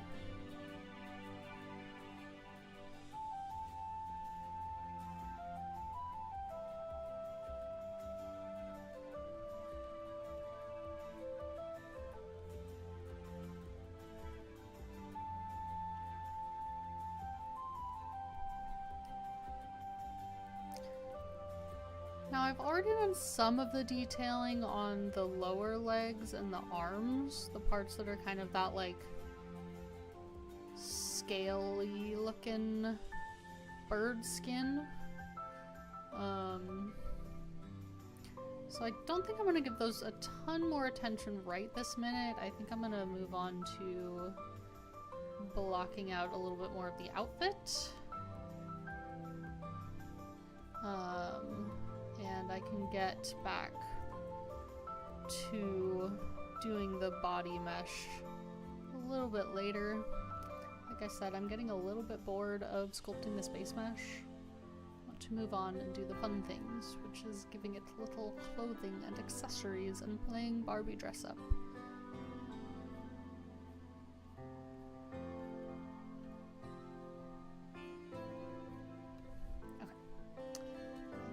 Pretty good. Do damn standard. Give these feathers their little feather look, because right now they're looking awfully fur-like. And I do think drawing this little dash on here, it's subtle, but I think it helps it look like a feather. A little bit more.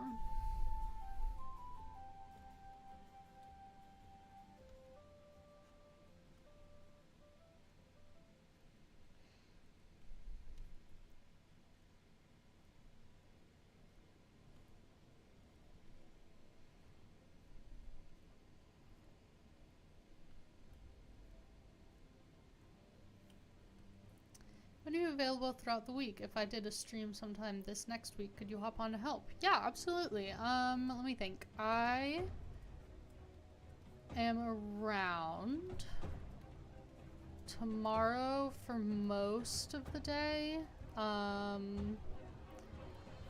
Thursday in the afternoon, and I think Friday for most of the day.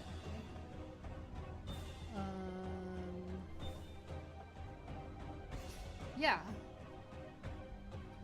Pretty much anytime except pretty much tomorrow or Thursday in the afternoon or Friday anytime.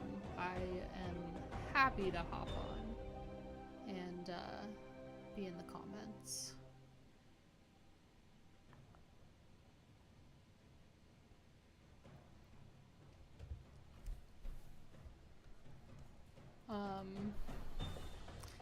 Because it kind of sucks live streaming to no one. I have definitely been there, and it's not that much fun.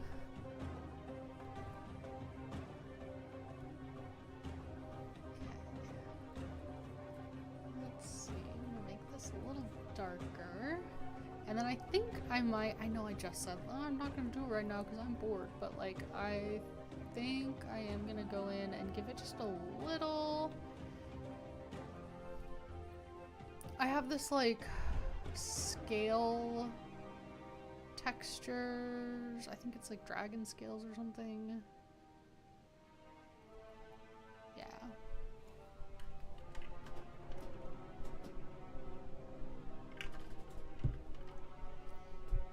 Cool, I don't have a set time in mind, and it's based off if we have house showings or whatever else. Yeah, ping me, post it in Mia's Discord, obviously in the self-promotion. If you have a channel, drop what your username is. Hold on, I gotta go. My dog's barking, I need to go tend to him. I'll be right back.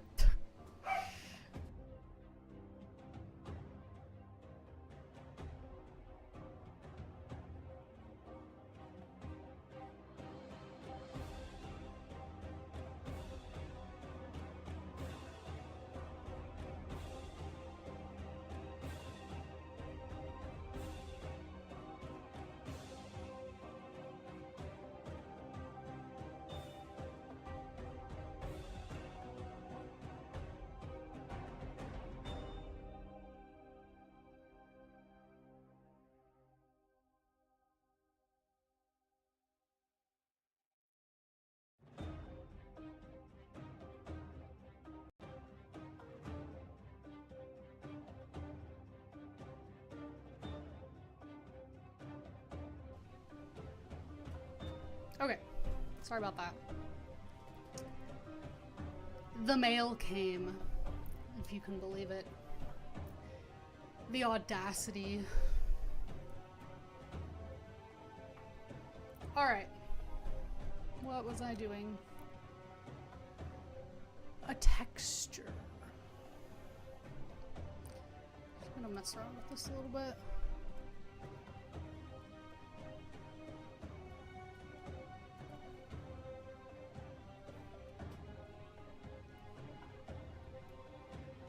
Just to kind of make it, kind of rough it up a little bit.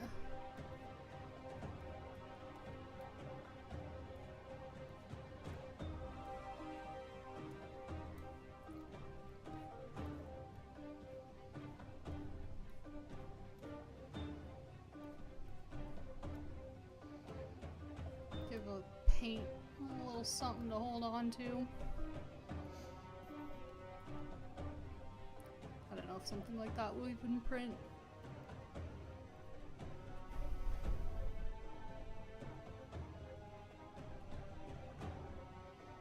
But I don't like it to be completely smooth. I really am getting in the weeds here a little bit too much though, I think. It's kind of fun. Okay.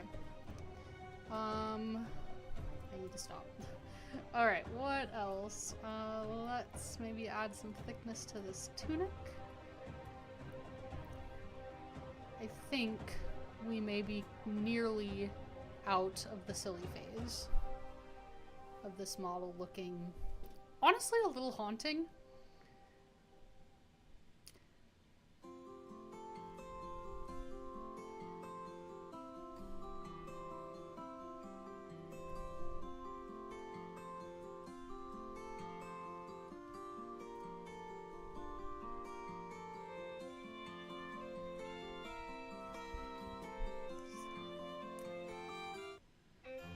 Okay.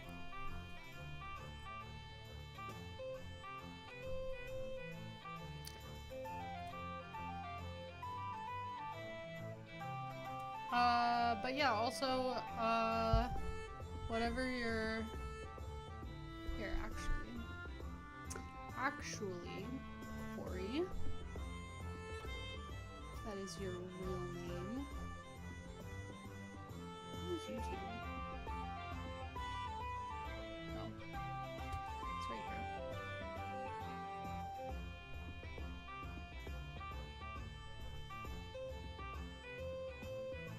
Well, I'll do it later. With the insta skip. Dude, why would you put the birthday song on the like, it's fun, but it's not what I need. Okay. What else do they want on this bird?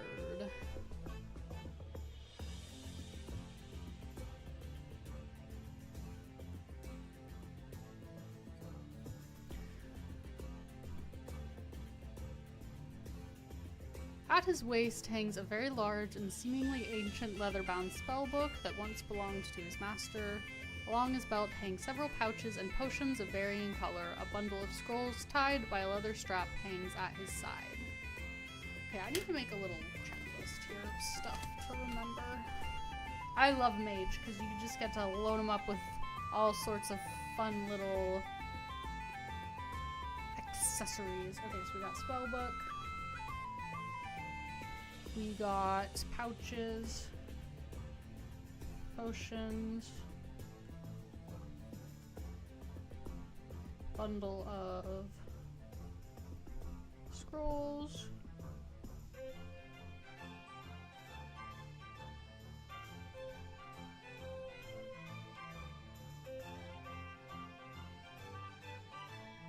and then I'll make the staff later. The staff is going to be cool, I think. Gnarled and twisting staff resembles a shepherd's crook. Embedded in the hook at the top is a glowing crystal ball, and tied to it are dozens of strips of parchment that contain spell instructions. I feel like that is going to be super fun to make. And then around his thin bony wrists are several leather bracelets that jostle and bounce around as he moves. Fingers and forearms adorned with silver and gold bracelets and rings.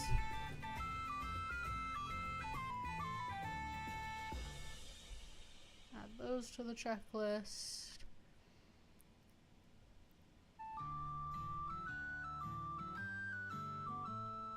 Okay. I think that pretty much sums it up for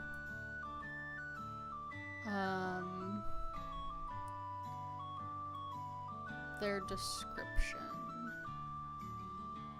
Okay.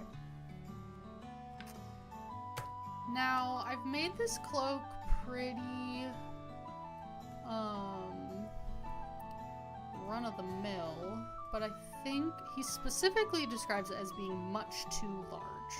So I'm gonna make it bigger.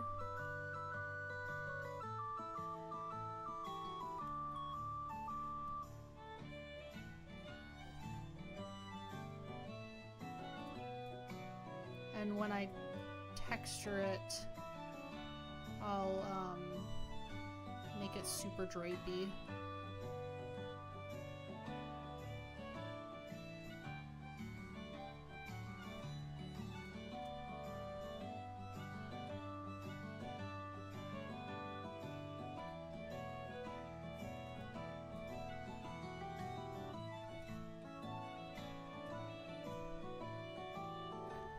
And then I'll also make the hood part look a little drapey and oversized.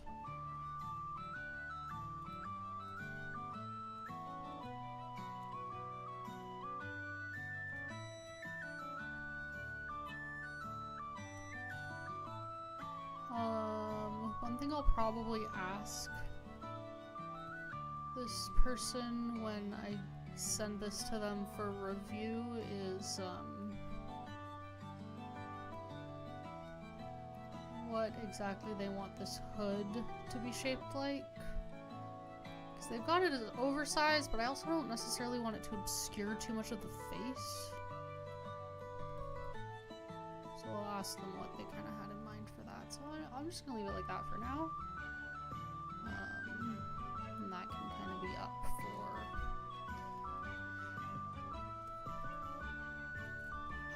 open for changes.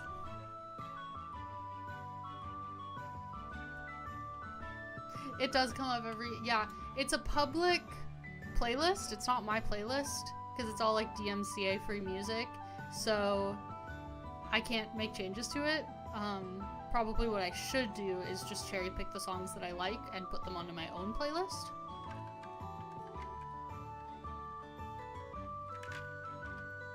But I haven't done that yet. Have to take off. Thanks for letting me hang out. Fun to see the process. Thank you for hanging out. I appreciate having you here, and have a good one. Okay. So I think for most of these assets, I should have some. I'm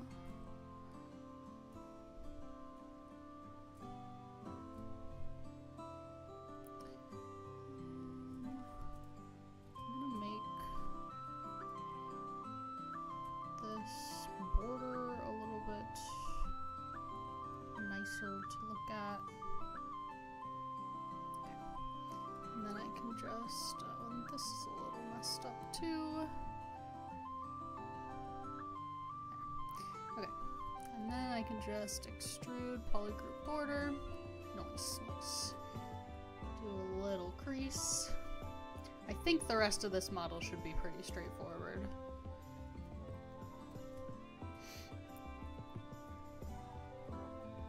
Let's make a little belt.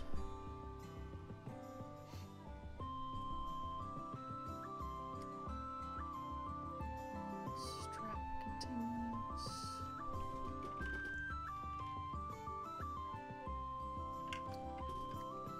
Alright, Corey. Thanks for hanging out. Also, I really appreciate you. Yeah, I don't know that this stream will go on particularly much longer. Really, the main thing I wanted to get done today was getting this guy blocked out, and I think that that will be achieved in the next hour or so. So yeah, thanks for hanging out. I really appreciate you. And yeah, when I get off of the stream, I'll go just drop you a follow so that I can get notified when you go live. And I'll see you later then. All right. Do another little crease here, and then I will split that off. It's not,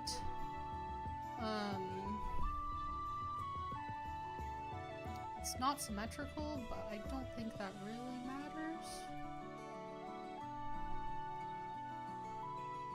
And then always do this with this freaking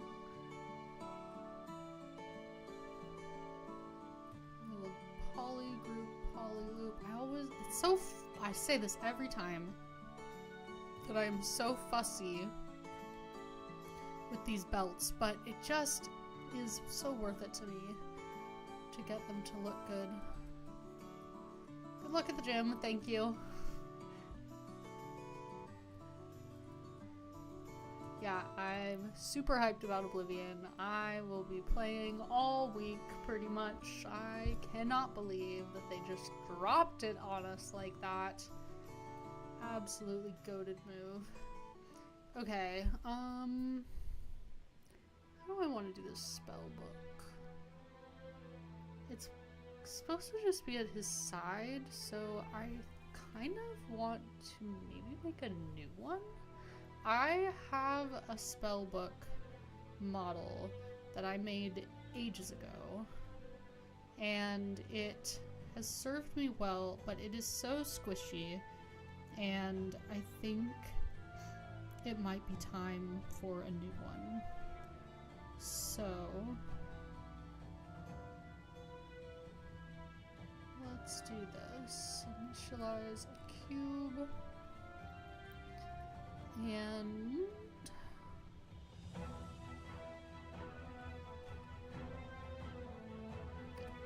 book shaped. I'm gonna try to keep this as symmetrical as possible here. Mirror and weld along the y-axis.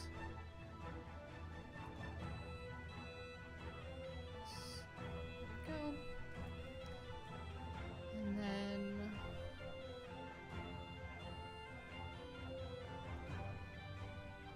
and another cube here. This is just gonna be hopefully pretty quick.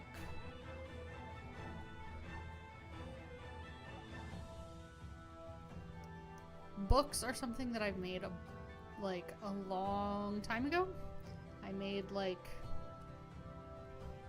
2, and I've just used them on a bunch of models, and they've served me well, but they're, like I said, I made them a long time ago, and they are really squishy and not poly painted to look nice. So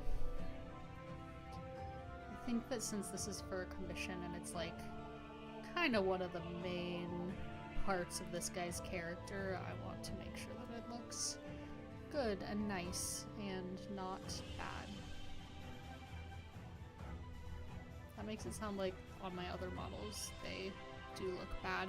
But the other thing is I do have a newer spellbook that I've made that is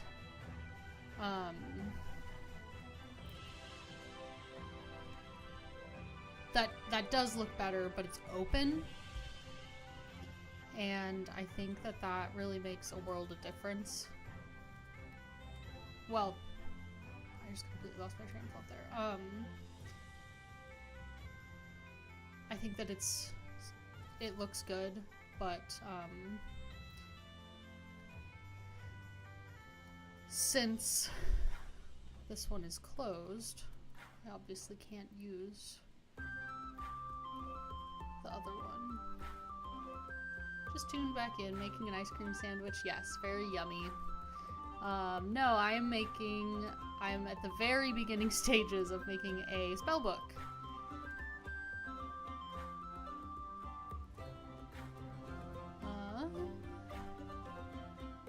I was just talking about how I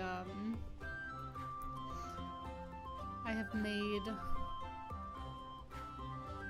books before, but it was so long ago, and I think I just dynameshed them fully together, honestly, and it was before I was really using poly paint, so I didn't poly paint them, and they're squishy as hell, and they just don't, like, they serve well enough for, like, hello?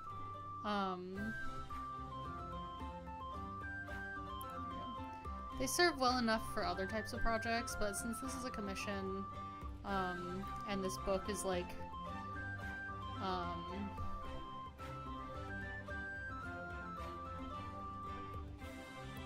such an important part of this guy's character, I want to make sure it looks really good. Will it by chance have a lock? Maybe. Yeah, it could have a lock on it. That could be kind of cool. I need to look up some reference images, though. Bevel this just a scotch. Just a little tiny bit.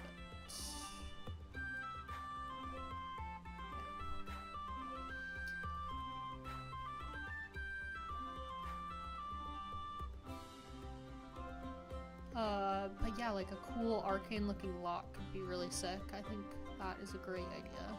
I need to figure out how I'm gonna affix it to this guy's belt, because he specifically wants it on, like, at the waist on the belt.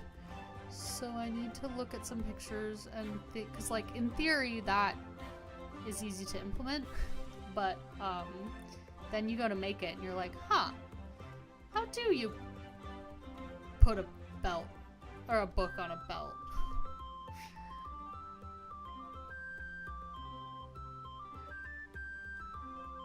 It's one of those things where it's like, I know what things look like.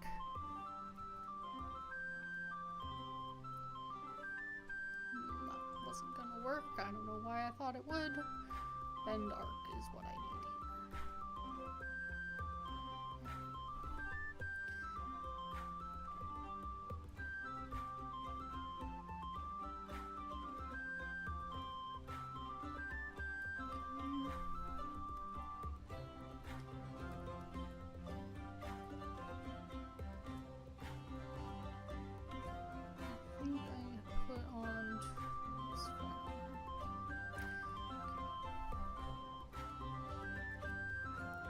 There we go. That's nicer. Oh yeah, that looks better. And then give it a little curve here. There. Alright, that. Why is that? Oh. Because I have perspective turned on.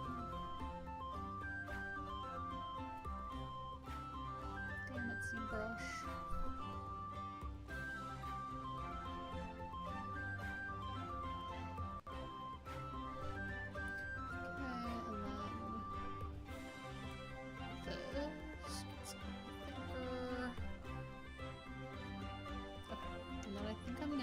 These down and dynamesh them.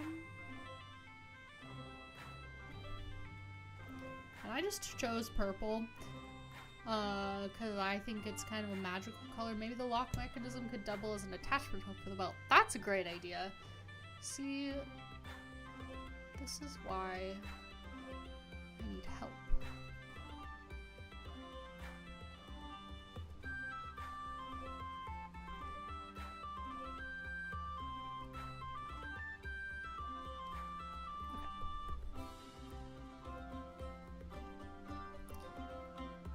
Alright. Book. Now I will make it fancy. Okay. Let's go on Pinterest here real quick. Hopefully if I'm gonna switch my view to Pinterest real quick because we're gonna look at some little, we're gonna get some ideas here.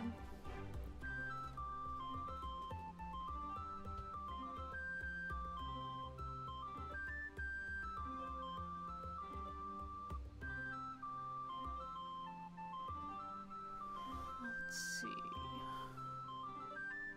This one, yeah.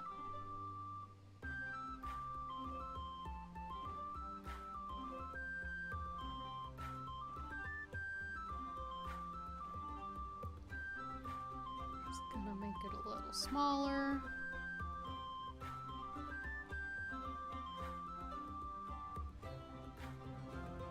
Okay. Now you can see what I'm looking at here. Okay, so if I do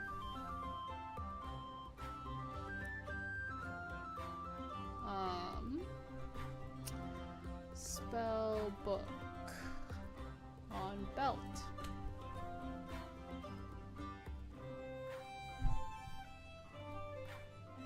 Okay, I kind of like this type of thing.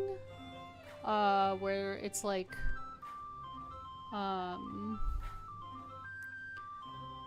where it's got some like buckles across it. I also really like this, how there's like all this embossing on the front and like these little like rivets.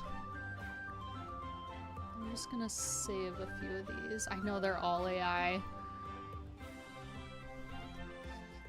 It just pains me.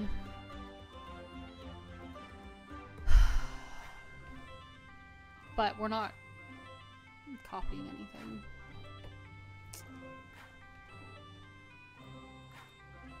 Okay, but I like, oh,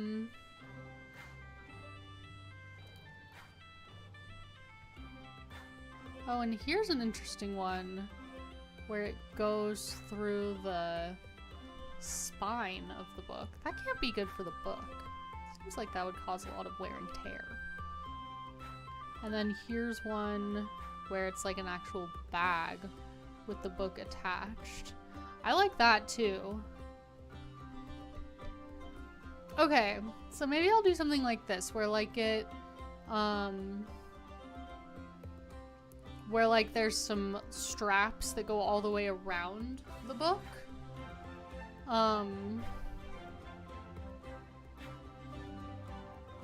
That way you can still see the design on the front. And then it's got a cool arcane lock. Let's maybe get some ideas for that too. Arcane lock.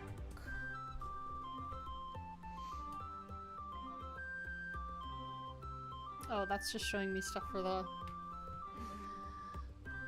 show Arcane. Magical lock.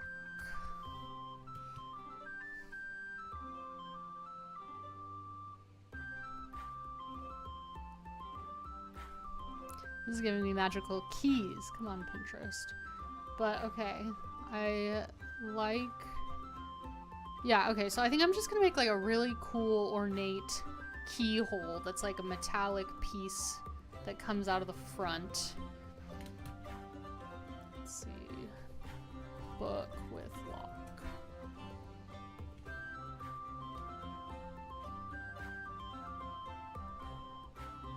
Over this song. Okay. Yeah, and then we'll do... Ooh, and I like this. How it's got the little metallic pieces that come over the front. That's kind of neat. Okay, okay. I have my plan. I really like this idea. So I'm gonna have some little embossing pieces around the corners. I always do that when I make a fancy book. I think it's super cool. And then I really like these these pieces that lock it closed, and then I'll do one strap that closes the book, and then I'll do a cool, maybe I'll even have like a gemstone on it or something. Ooh, this is cool too. Oh, that's from the movie The Mummy. Alright. I think we have a plan. Let's get back to ZBrush here. Okay. So, we'll start with our little corner pieces here.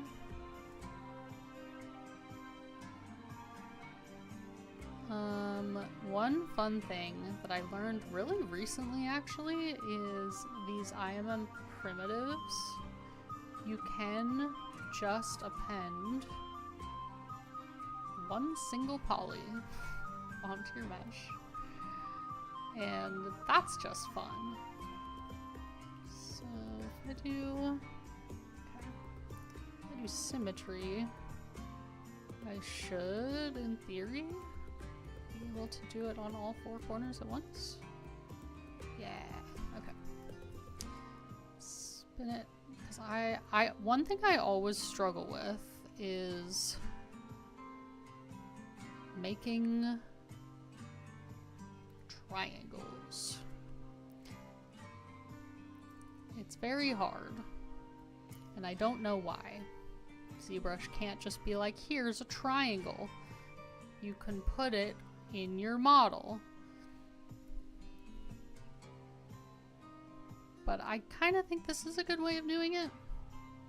Just doing one poly and then turning it into a triangle shape and then extruding.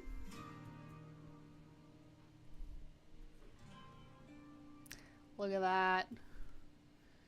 Wow. She's so good at her job. She's so clever and smart and good at ZBrush.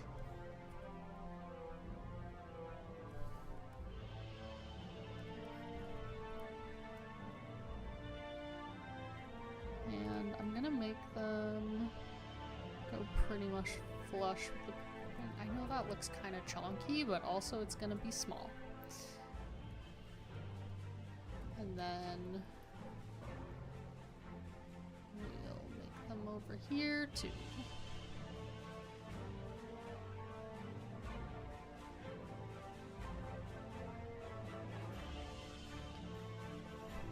Should I put them there, or because the idea is that they protect the corners of the book. So I think I'll make them smaller, right? right.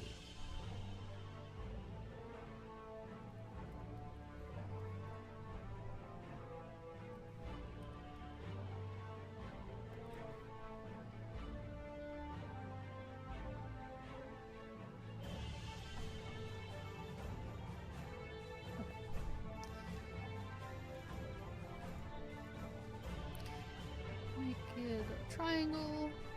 Hello?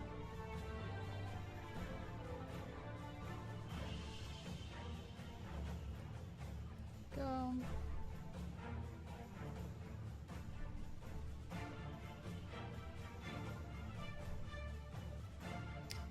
Extrude. Now I think that to this I'm going to add, or I'm going to use my little ornament brush. I don't know if that looks good, but we're going to keep it for now, and if it turns out I don't like it, then I can change it. Okay. Merge down.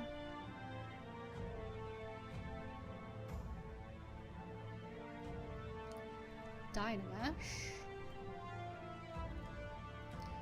Crease first, and then sometimes Dynamesh gets mad when you try to do it on something that's too low poly.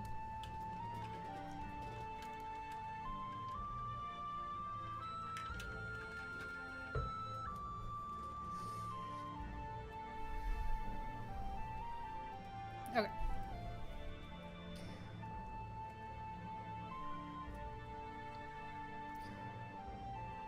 Gonna use my ornament brush.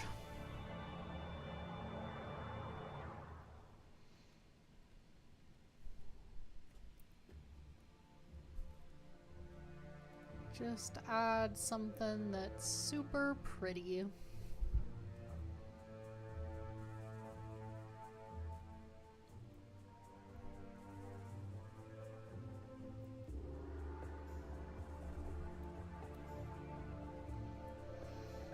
Sometimes BDM brushes get mad when you try to pull in a way that's off of the model, if that makes sense. So you kind of gotta play games. It gets a little jumpy and angry.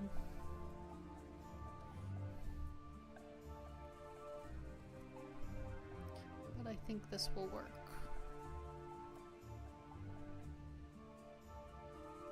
Just gotta get it to line up right.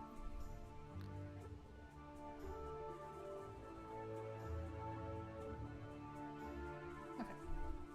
And then I'm gonna squish this a little bit so that it kind of follows the contour of... I know that this, again, is me being super fussy, but I think that if I make this well, it is an asset that I will get a lot of use out of in the future.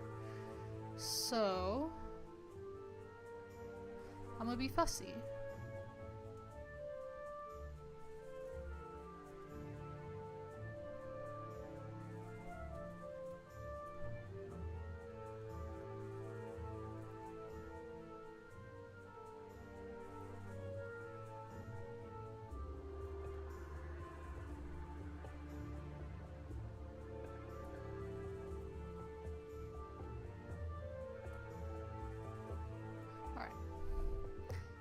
Just gonna move this.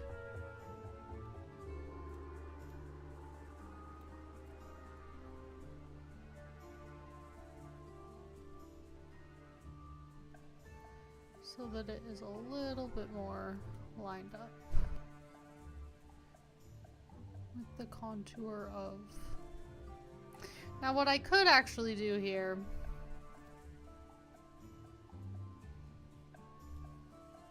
and what I have been known to do in the past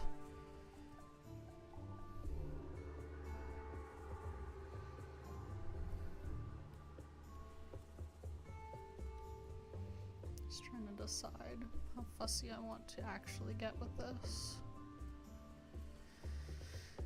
Let's zoom out and see how it looks. Oh, it looks just fine. I'm not going to bother with it much more, actually.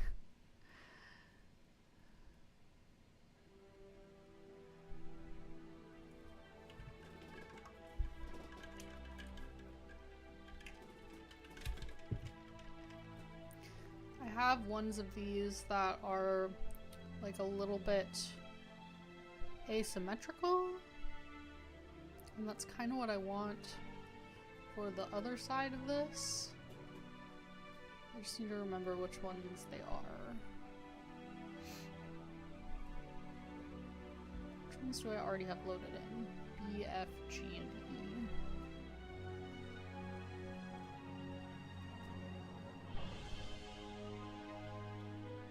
Okay. Find one that kind of matches. Yeah, that looks good.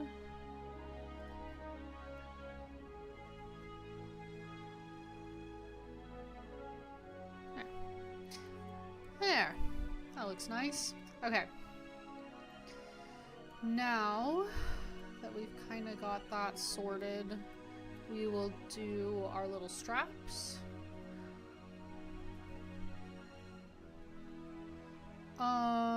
I think I'm actually gonna cheat with these, and rather than do like an actual strap that goes all the way around, I'm gonna do a cube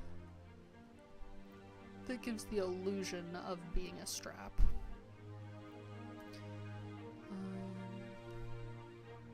And we're just gonna do Z symmetry.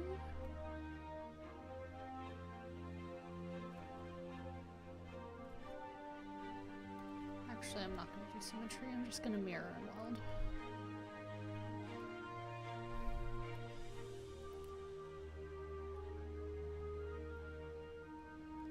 And pull in the color that I used before for the leather.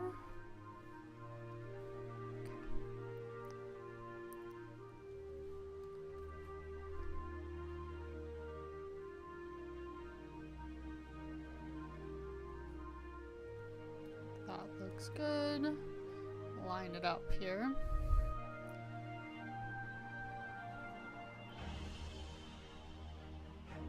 Alright.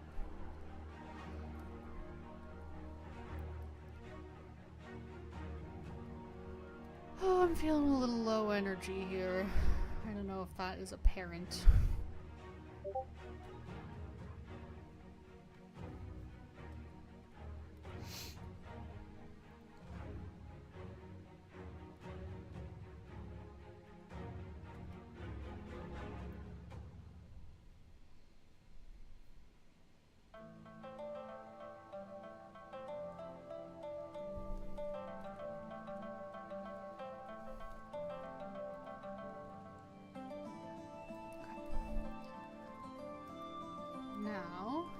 If I bevel this, I can get it looking pretty similar to how I usually do straps.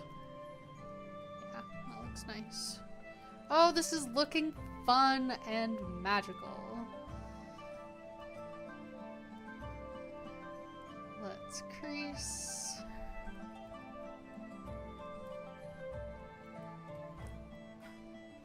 Yeah, I think I'm gonna get a lot of mileage out of this asset.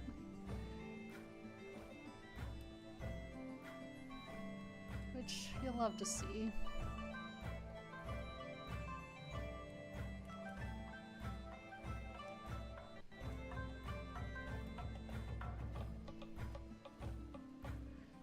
Okay. Increase this edge. This is just gonna be me being really fussy for a second here, so just stand by while I do all this creasing by hand. Oh, and I didn't have symmetry turned on. Rip.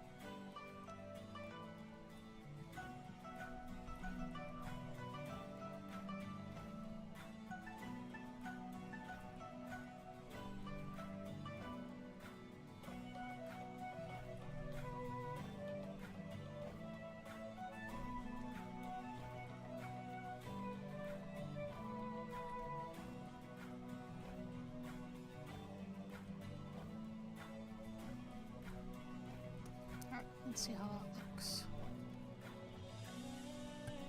Something went wrong. What has happened here? Oh, I see.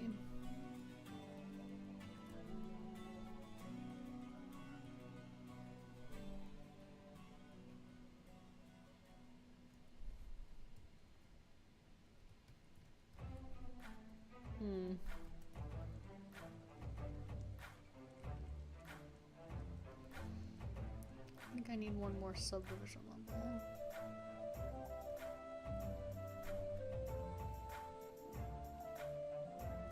Or if I just collapse. No. If I... What is the thing I need here?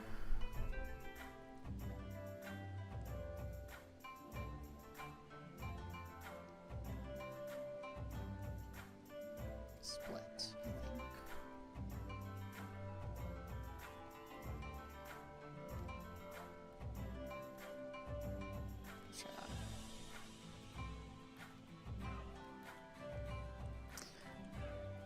It's better. Whatever. We're just gonna dynamesh it. Or no, we're gonna Z-remesh.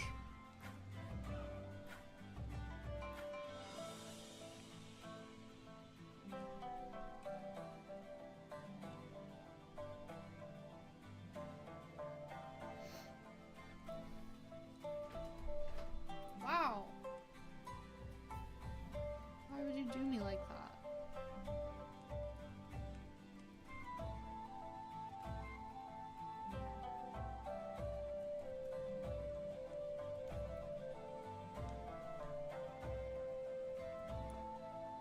Hello? Oh.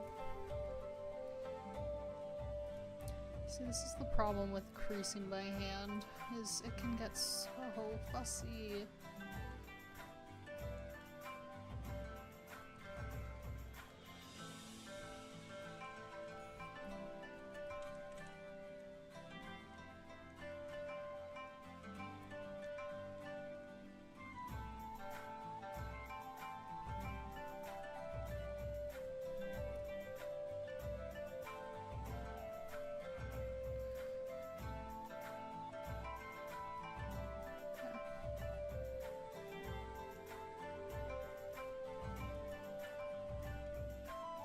Good enough. Alright.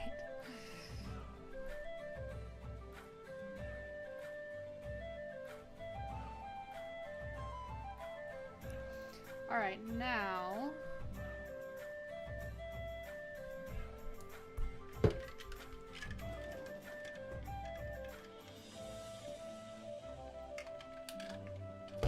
trying to think if that's actually what I wanted to do. I'm not actually convinced that it is. After I spent all that time doing that. Because I was gonna just do it where there's like the cool little metallic closures over the opening of the book.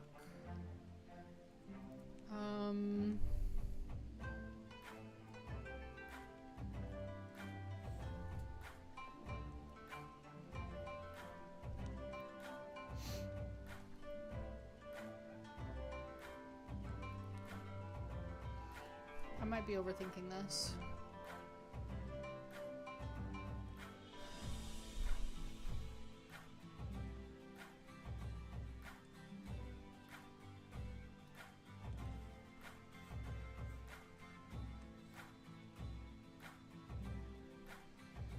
The insert mesh model kit has some pieces that I think will be nice here.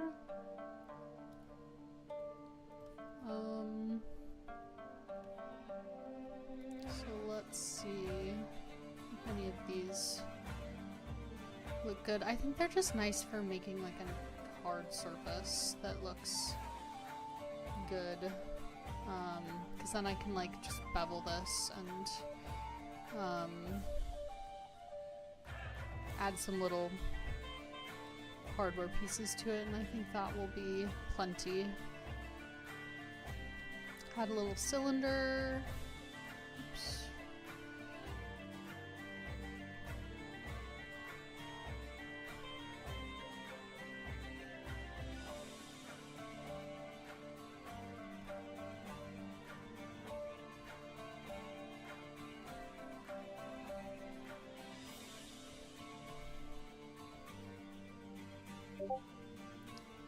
And we are involved.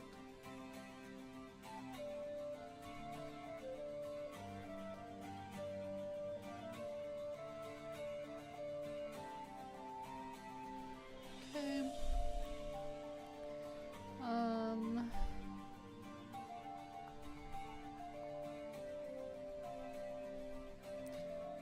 Add a little fastener here, and I can just really easily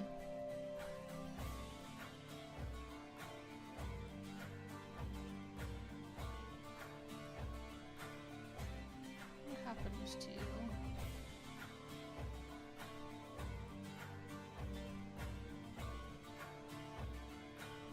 Okay, not really sure what happened there, but that's okay.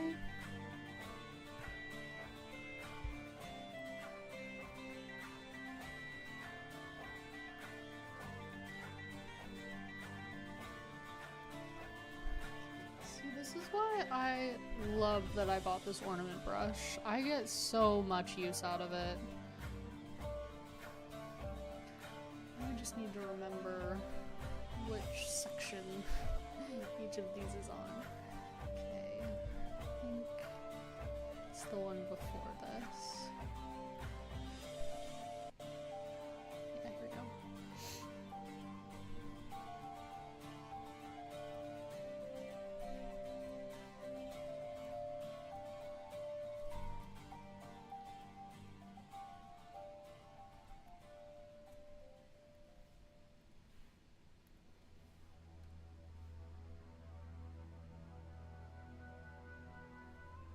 Auto-saving.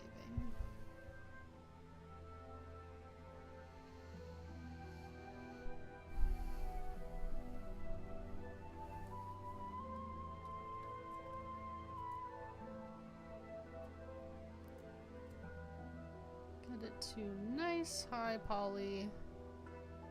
Wow, that still looks like ass.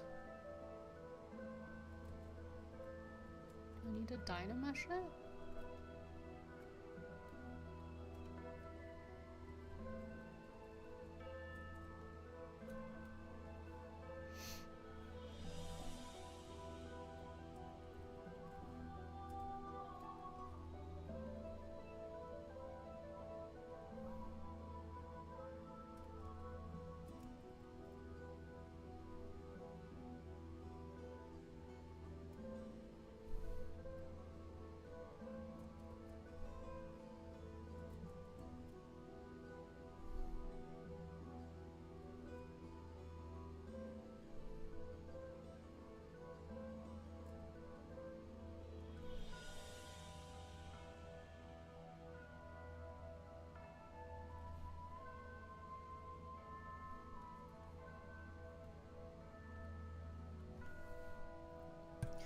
Okay, and then I remember, and then I was gonna just do one strap that goes all the way around.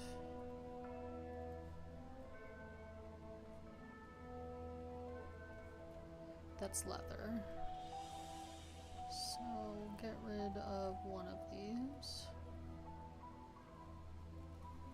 And then put this in the center. And then put the arcane lock there.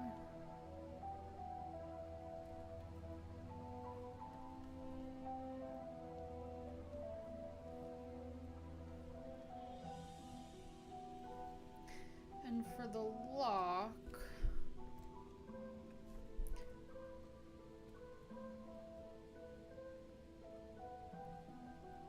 I'll do decide what shape I want to start with.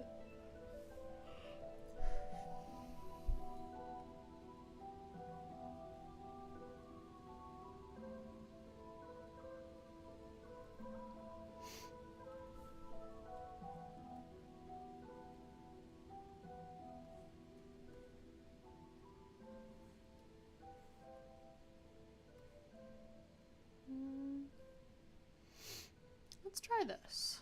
This seems like a good starting shape here. Just do one, maybe facing this direction. Ooh, yeah, I think that'll look good actually. Because then I can have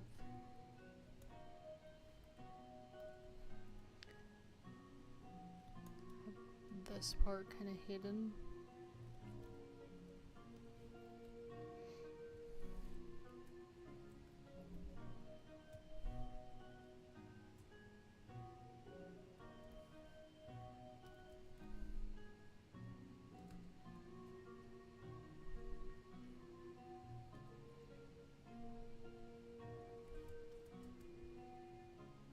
Okay, that looks good, I think. Okay, I need to just fill this color in, because that's annoying the shit out of me.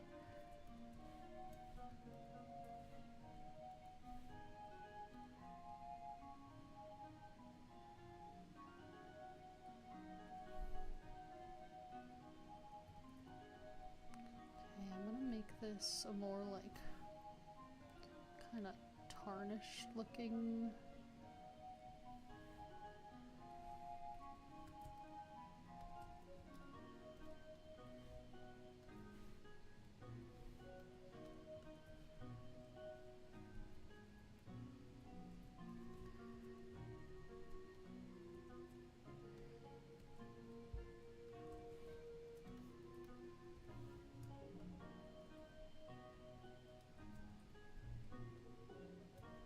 And then maybe I'll extrude. I'm just messing around here.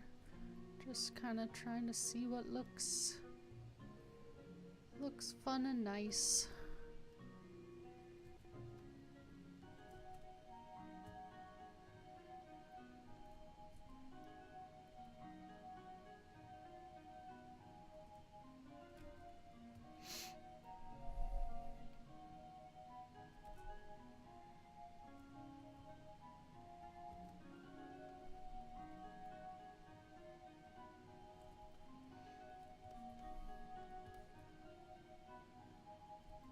And then maybe a bevel. I love a bevel.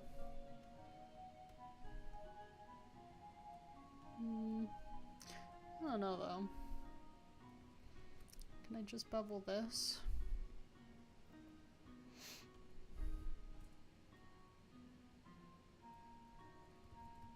Yes, but only if I do it right.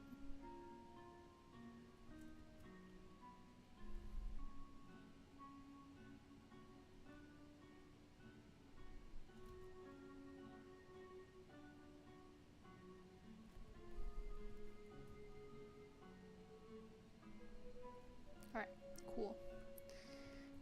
Now I will crease all.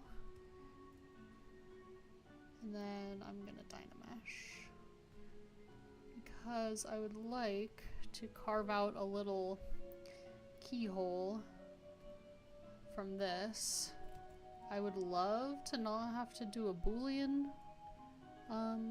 for it, but we're gonna see how that goes. And a mask perfect circle. This is a fun little trick here. But we're gonna see if it actually works or if it just seems cool in theory. And then mask rectangle.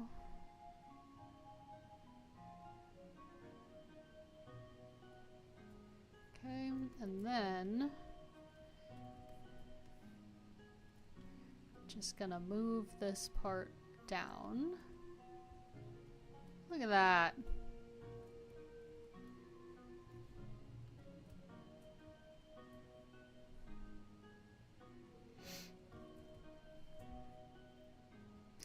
Now, I think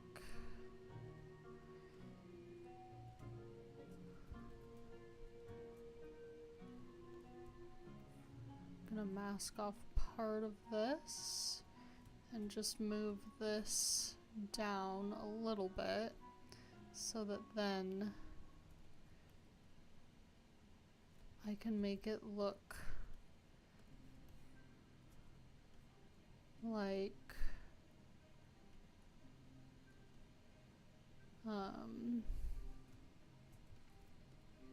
there's another little part of the strap coming out the bottom.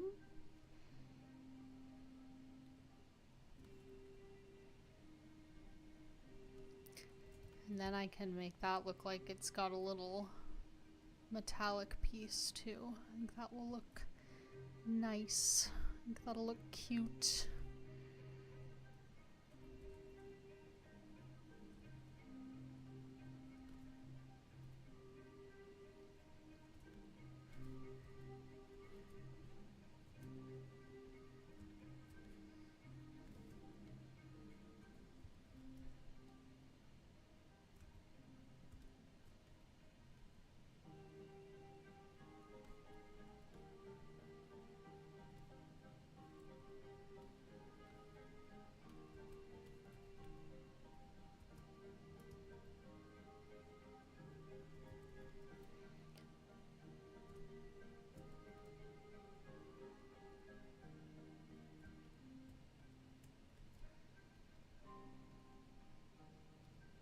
The reason I'm doing all of this beveling on the straps is so that they still look kind of clean, but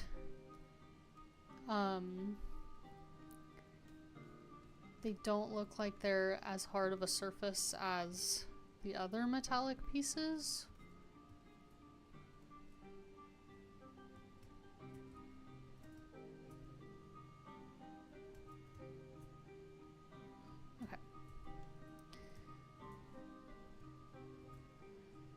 Now,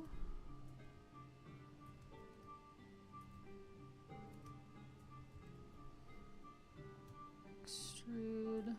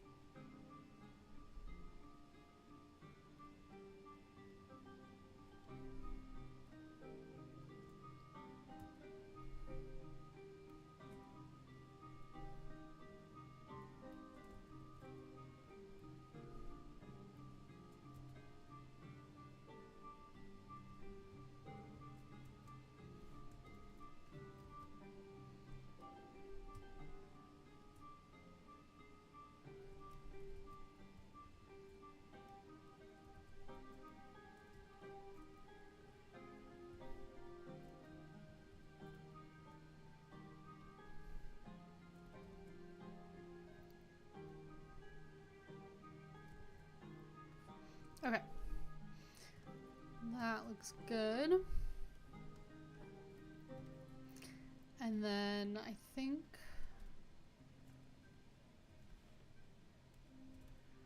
the last little thing I will do is just add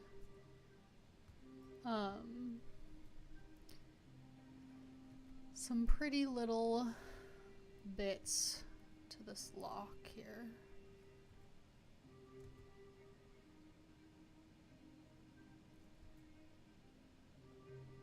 I know that it's so small, but I think it'll be pretty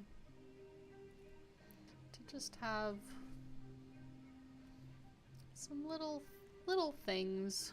They should print at least a little bit.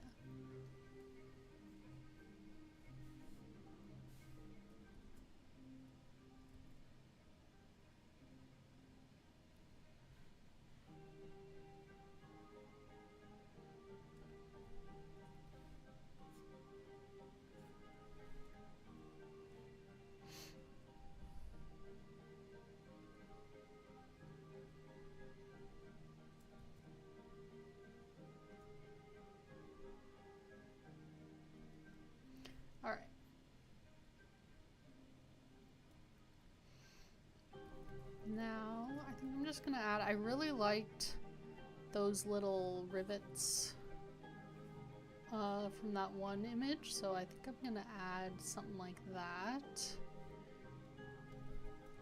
You could also potentially paint these like they're gemstones. I think that could be cool.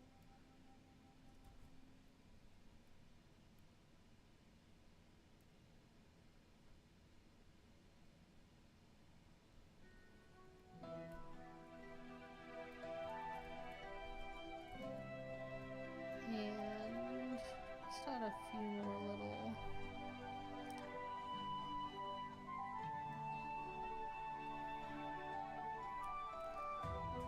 pieces here.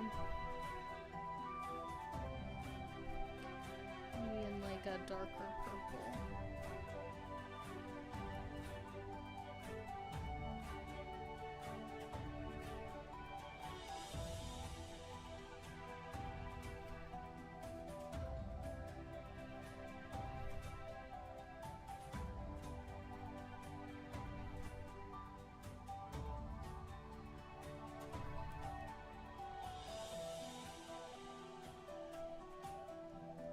Yeah, although I don't like the red.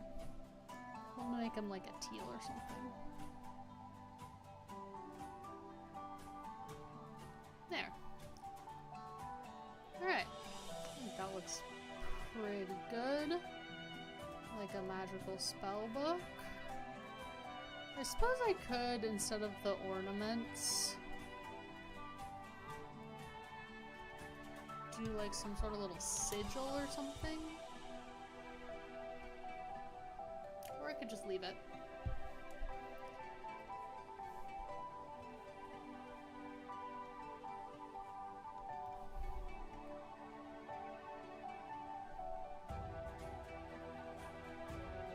Could also get rid of these and put actual gems.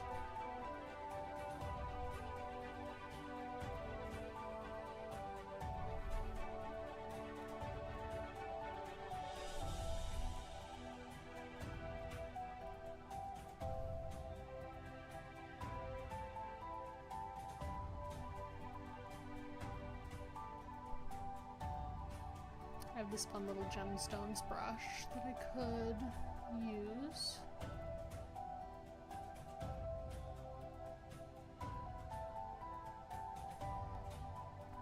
And then do a little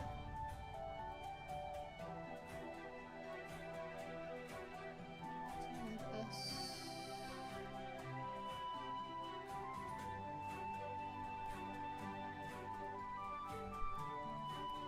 How much is too much, you know? I think I'm just gonna leave it. I think it looks nice. Alright. I'm gonna merge this all down.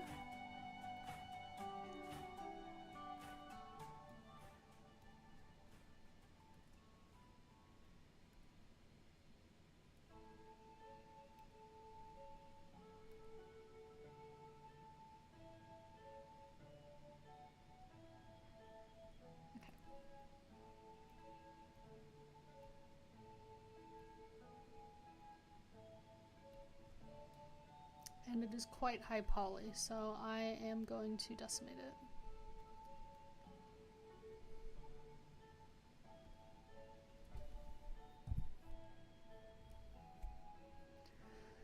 Okay, I've been going for a while now. I've been going for just over 3 hours, so I think that this is a good place to... I need a little break. I need to go be horizontal for about 10 minutes. So I think I'm gonna do that. And the Wandering Toad, hello. I hope you're well. I hope you're well too. I was just saying actually, I might go take a little bit of a break. But if someone's here in the comments, then I could stick around for a little bit.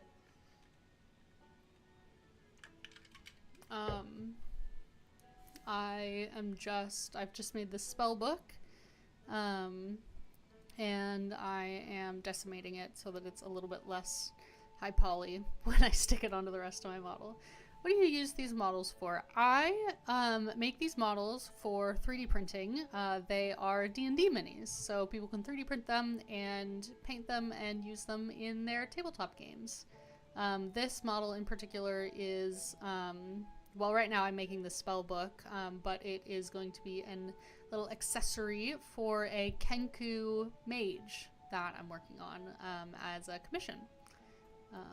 So yeah, I'm excited. This is one of the first commission pieces that I've done in a few years, and it's a really fun concept. I love a spellcaster, and I love that this guy has a whole list of little accessories that he's gonna have.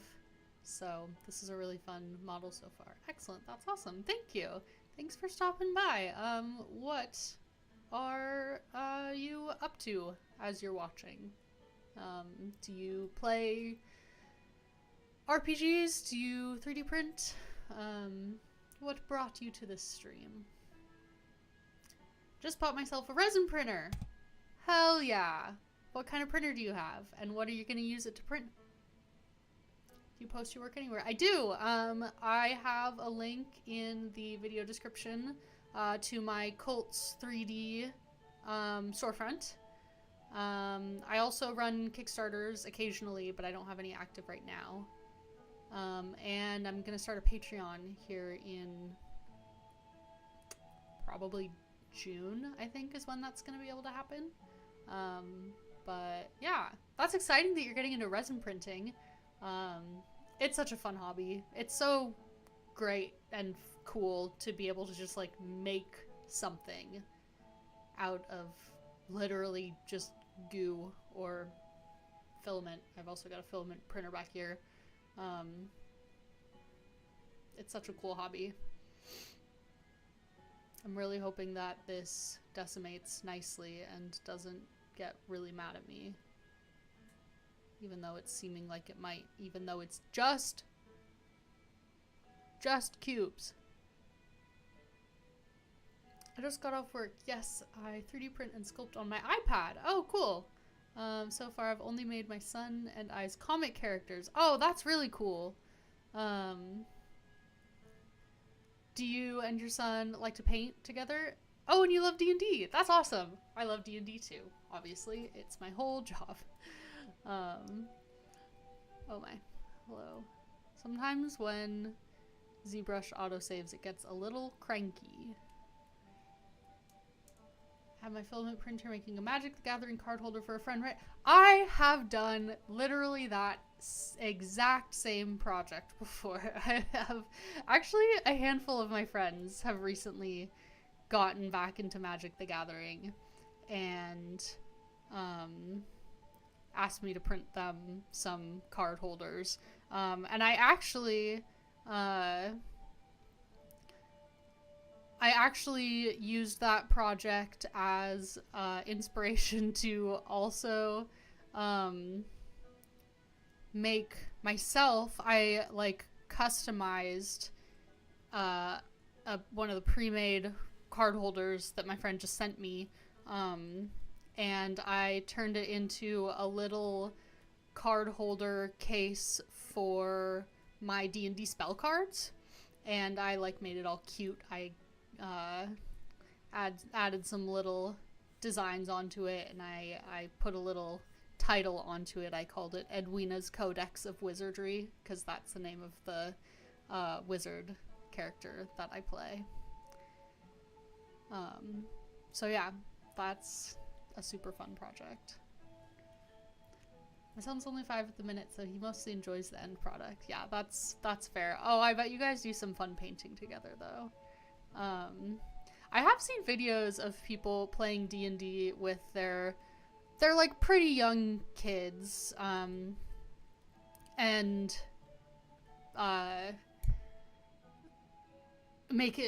using like a modified version of the rules as just a way to get their kids started, like taking turns and recognizing numbers and like rolling dice and doing like a little bit of math, and that seems so fun to me. And I think the kids that I saw in those videos were like around 5-ish, like right when you're kind of starting to learn your like numbers and everything. Do you stream on Twitch as well, or just YouTube? Yes, I should, as long as it is still working. Yes, I am also live on Twitch right now. Same, you can search me up, same username.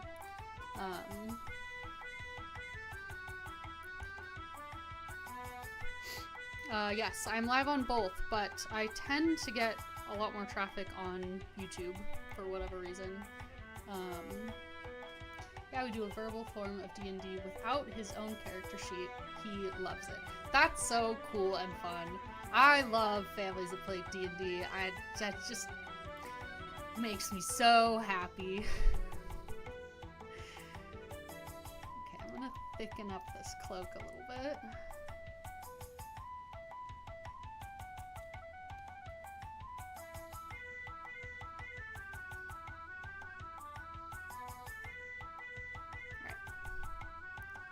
Aw, this guy's turning out so fun. I don't think I have a ton more to block out other than just giving. I have this little like list of all of the little accessories that this person asked for. I think most of them are gonna go on the belt. I might though actually give him a little like cross strap across the chest. I think that will kind of break up this like empty space across the front, and also then I can put some more little potions on it. Kind of taking some artistic liberty, but I think it'll look good. And if they don't like it, they can just ask me to take it off.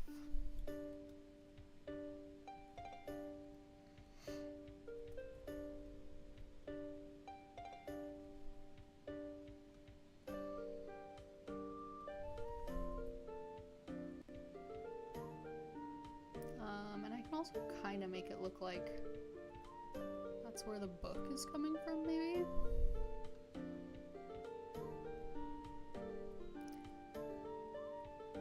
Okay. That looks good. I think I'm gonna just expand it here a little bit. Inflate. Oh no, what to do? I'm just gonna split this off actually. Do much, just cartoony stuff mostly. I love cartoony stuff. Photorealism is overrated.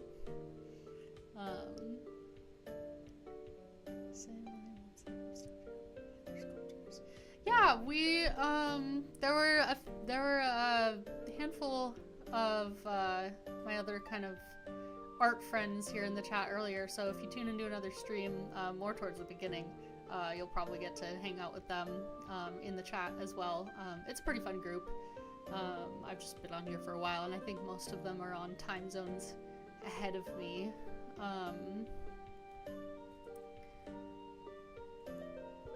Looks amazing so far. Thank you. For 3D printing, do you need to collapse your mesh into just one mesh print? Yes. So I have a whole like procedure that I do for post-processing. I will merge down all of these and then decimate them so they're it's a much more low resolution model. Right now I'm not even close to being done, and I'm already at 6.5 million polys. So yeah, I'll merge them all down. I'll make that more low poly so that the printer can actually like handle it. Because your slicer gets a little upset if you try to hit it with 6 million poly model. Do you do Discord at all? I do not have my own Discord channel. I probably will make one when I launch my Patreon here in a couple months. But for now, I mostly hang out on the Discord of my very good friend Mia.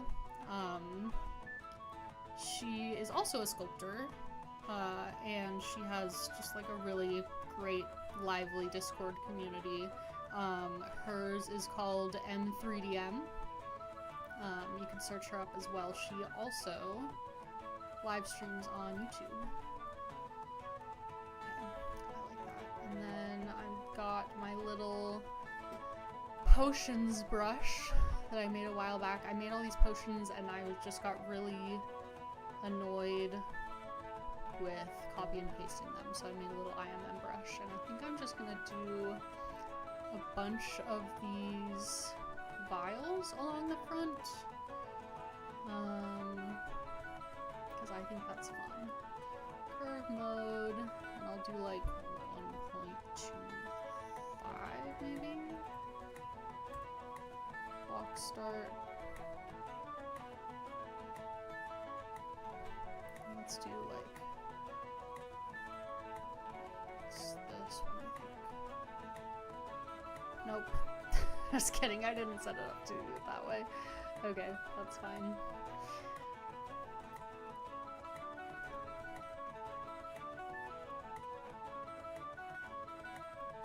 Alright. I think if I turn off poly paint, these will actually show up green. If I'm not mistaken. If I did my job correctly, which I have been sometimes known to do. Right.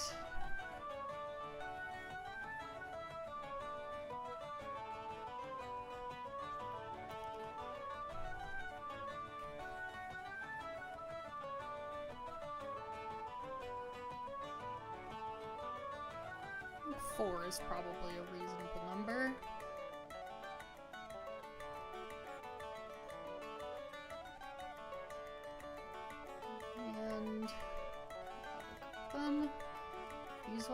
This is one that I made a while back, so these are a little squishy, but still poly painted, so that, we take that as a win. This one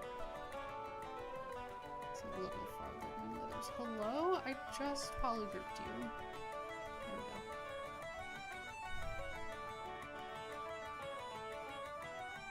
we go. Understandable, work smarter, not hard. I always have trouble because when I merge them, all those details get super muddy. Yeah, if you're working in ZBrush, I don't merge anything down until the very, very end. And I don't use Dynamesh. I use this Decimation Master plugin. That tends to work pretty well. If you don't use Dynamesh at all and then you just decimate at like 250k, that is gonna get you pretty, like a pretty good detail for 3D printing D&D minis. Let's see, where's this little pipe? It tends to give me good topology when I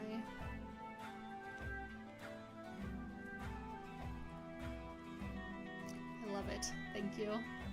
I am on Instagram. Yeah, same thing, Ella's Arcanum. I'm on Instagram, I'm on TikTok. I have not been posting very much recently just because I've been working on getting all this stuff together to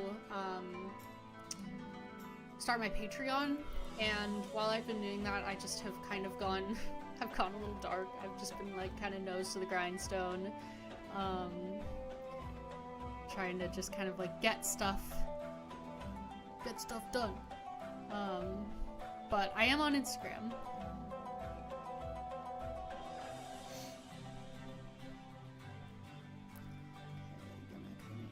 Okay, inflate this maybe? Yeah, sure. And then, oh, and then I can do a cute little button on the front or something.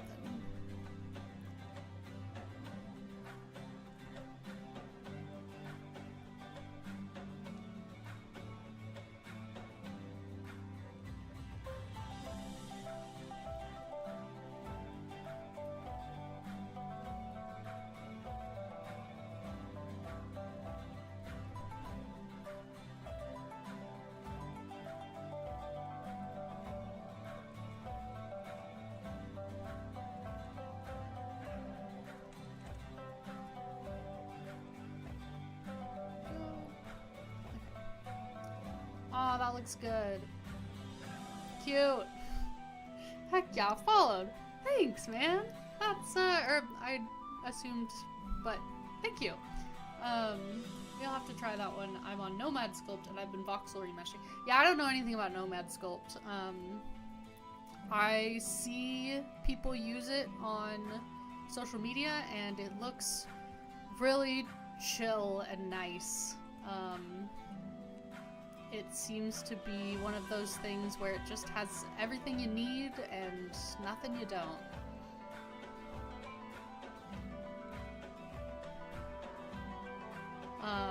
I would be curious at some point to mess around with ZBrush for iPad, but I don't have an iPad, so it's not pressing.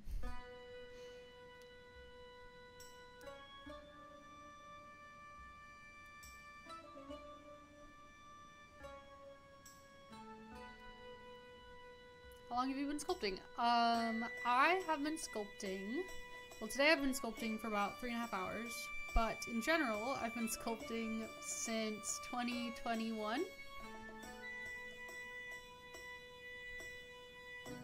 Yeah, I think 2021. I always forget. Time has lost all meaning since the pandemic. But yes, around 2021. And then I started doing this full time, I believe in 2022. Yeah. But I've only been live streaming for like a few months. I really started in earnest in like January.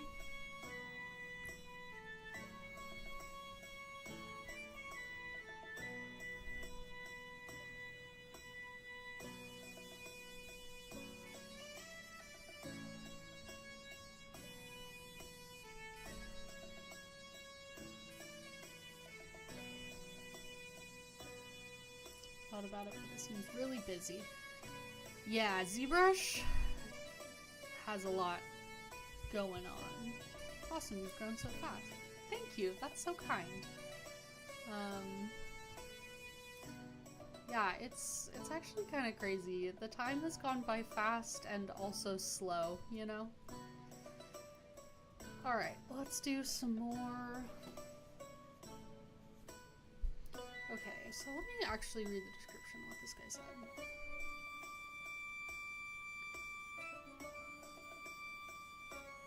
At his waist hangs a very large leather-bound spellbook. Along his belt hang several pouches. A bundle of scrolls ties hanging at his side. Okay, so I think on one side we'll do the book, and then on the other side we'll do the scrolls.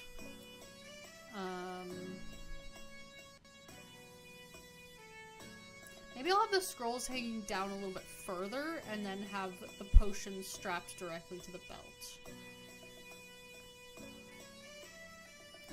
Friggin' spellcasters, man.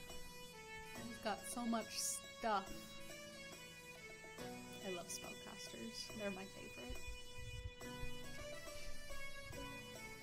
Because I do cartoony stuff, I was never really able to get a good following. I think most people prefer the semi-realistic or anime styles. I think, yeah, doing what speaks to you is truly all that matters. I just do whatever I want, and I like the style of,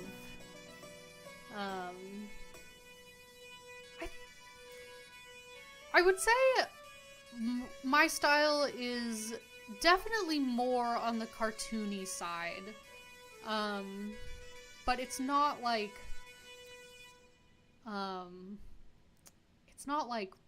really stylized. I just completely lost my train of thought. What was I getting? I think I was getting my magic IMM. Yeah. Like it's obviously like somewhat cartoonish. No, it was my books one because I needed the scrolls.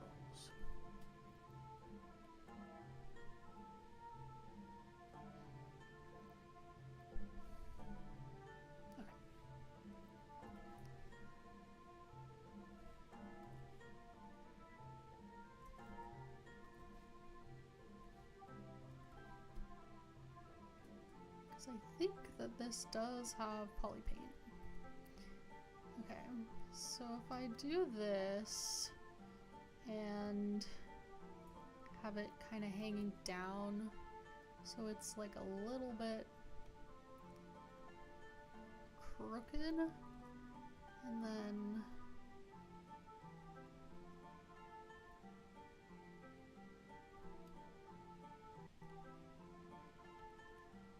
I'm gonna have them all be pretty much bundled the same way. I'll do like, you know what, I think I'm just gonna do 3. There's already so much stuff on this belt. I think that 3 is gonna be the magic number.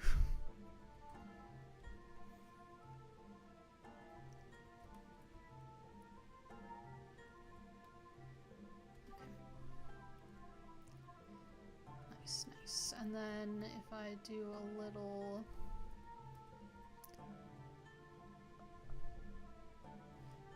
I think I'm gonna do... Where is it? One of these bad boys.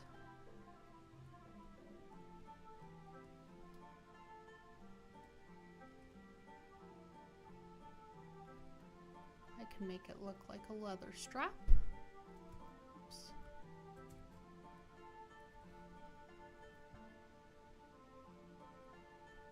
Yeah, there we go.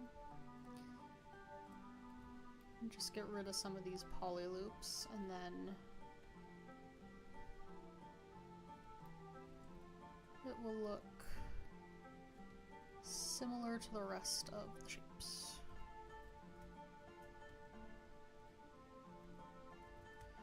Make it look a little flatter on the bottom here so that there's gravity.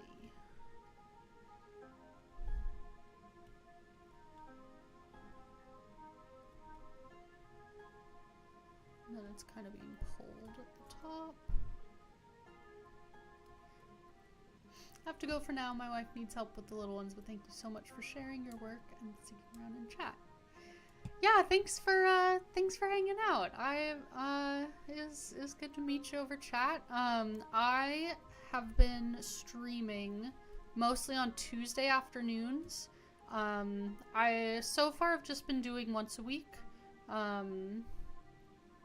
And trying to stick to Tuesdays. I think eventually I will probably up it to twice a week. But for now, yeah, Tuesday afternoons is kind of when I'm around. Yeah, thanks for hanging out and being active in the chat. I appreciate you. Have a good rest of your evening.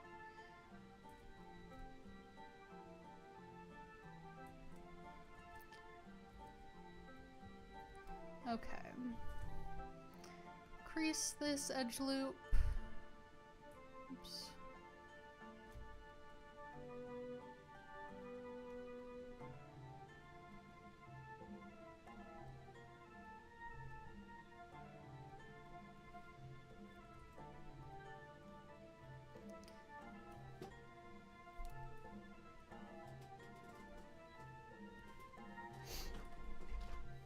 And then I can do a little strap that makes it hang on.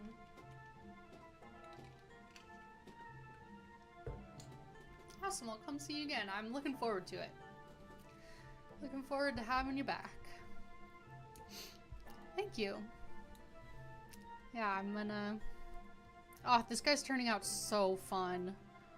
I love his face. I feel like his face turned out great. Okay. And then we're gonna append my little pouch here.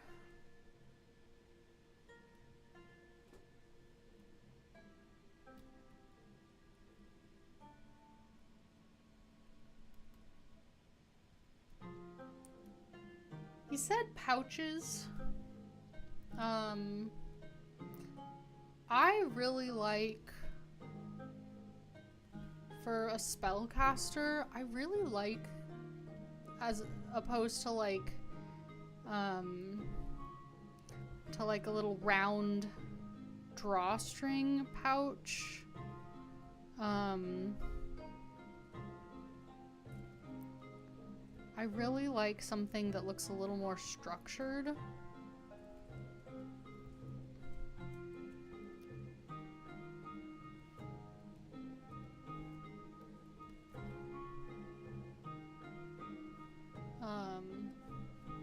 I think that, especially for a wizard,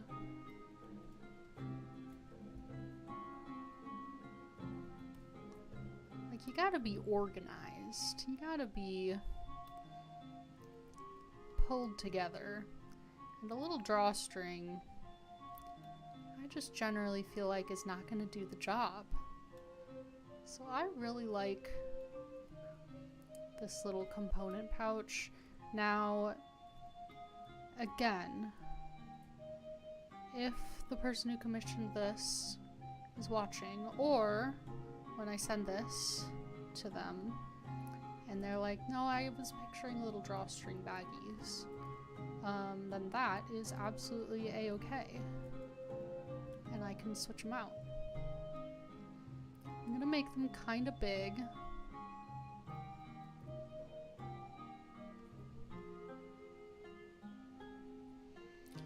I'm gonna make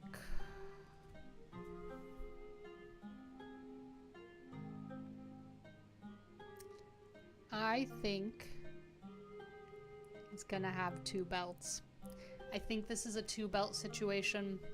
I think that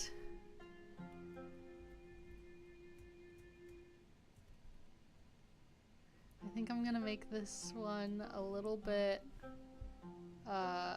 skinnier.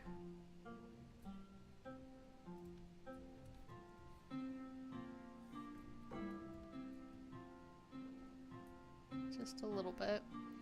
And I'm gonna move it up and kind of have it be angled just a little bit.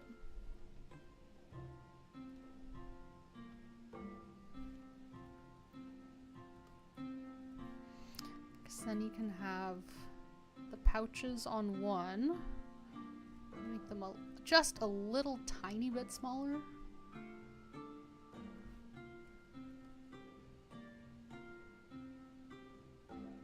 And then, because I just want there to be room for everything,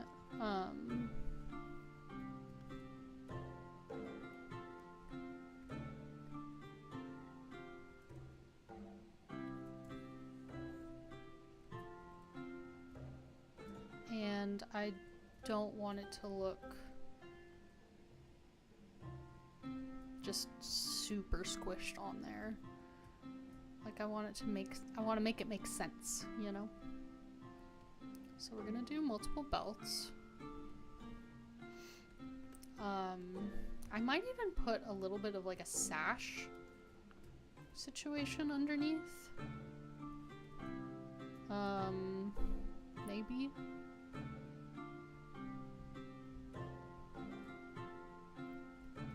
Okay, and then we can add some potions.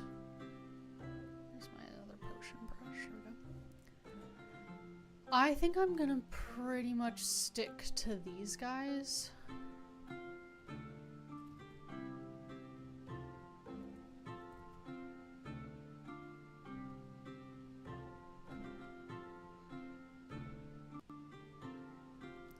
Because this way, with multiple belts, everything can be a little bigger. Won't feel quite as squishy. Because this book is just taking up so much real estate.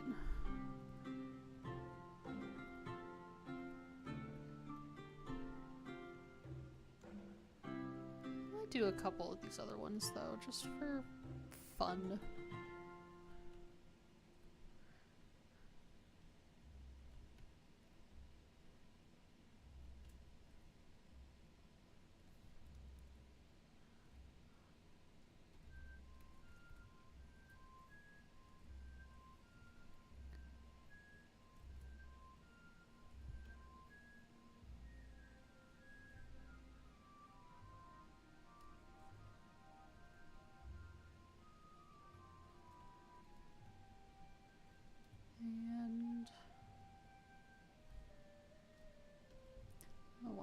these. What the hell? Just make it maybe a little shorter. Nah. Keep it round.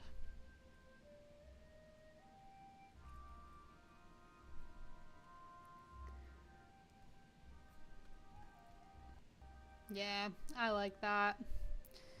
I'm gonna do one more pouch.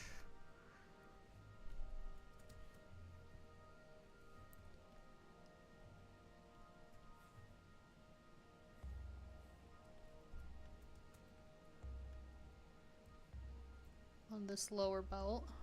Make it small. Maybe a little fat.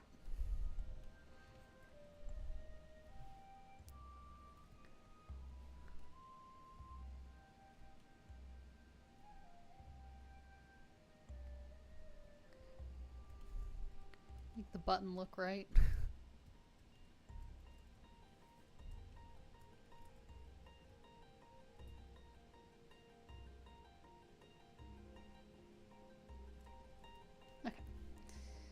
Okay. I think that's looking pretty fun.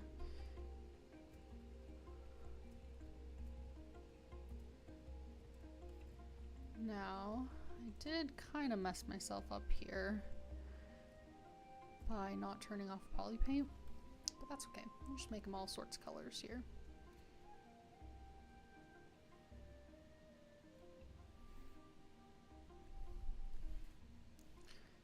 This one red.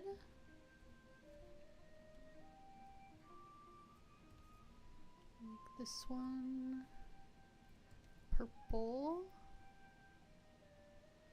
I always poly paint my models.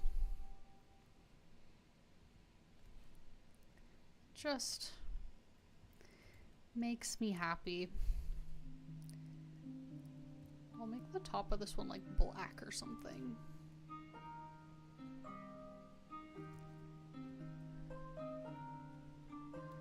Make this one blue.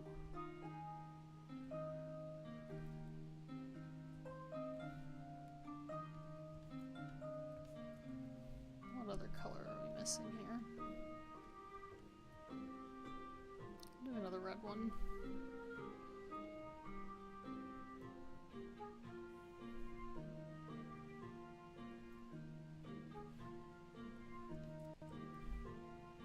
Nice. And then grab these guys.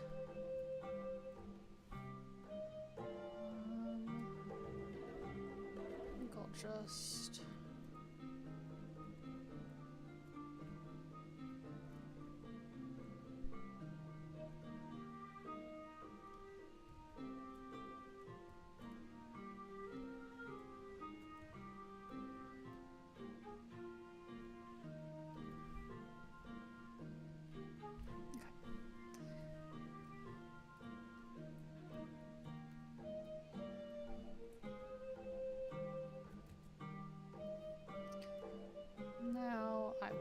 matching ones to go on all the rest of the potion. Excuse me. Alright.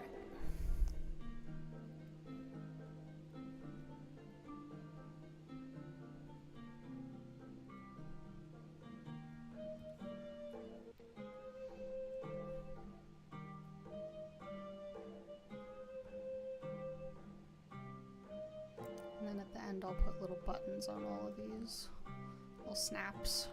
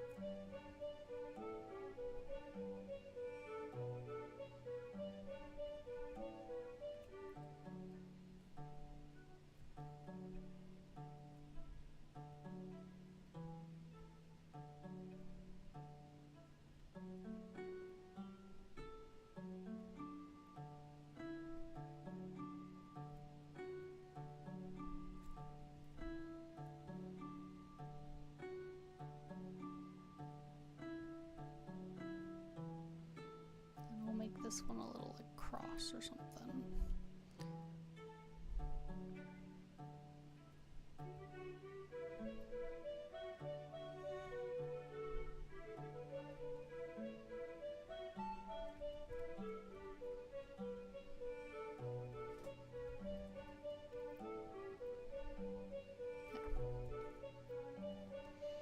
Cute. Add a little strap here so that it looks like this is actually attached to something. That's too long though.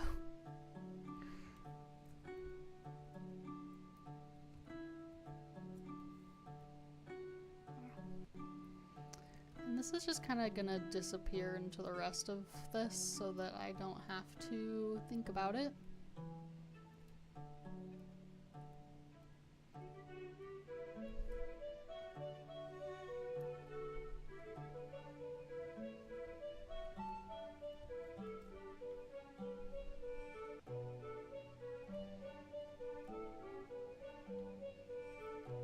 And then I'll put like a little buckle here, I think. A little smaller than that. Split the difference. Yeah. Cool.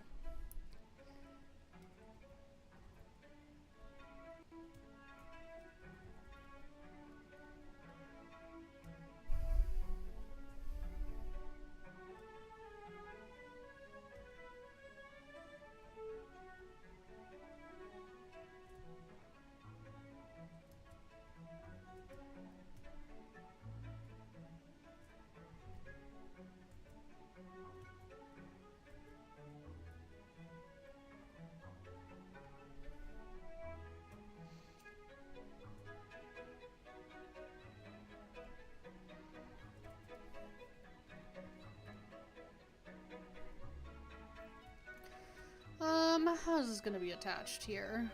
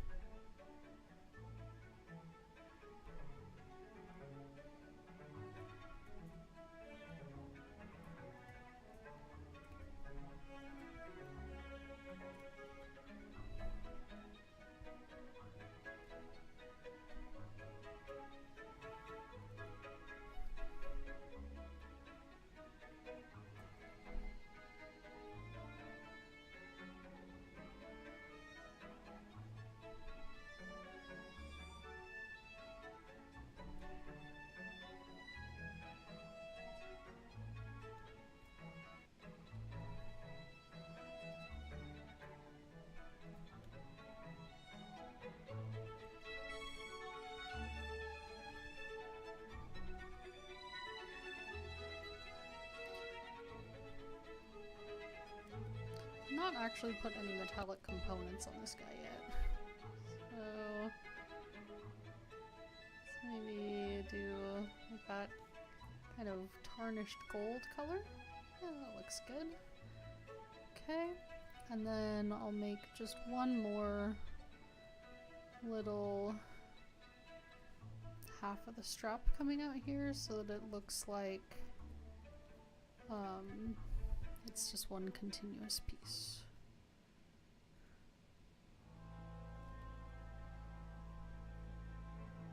Maybe with a little bit of hardware on the end. That would look good, I think.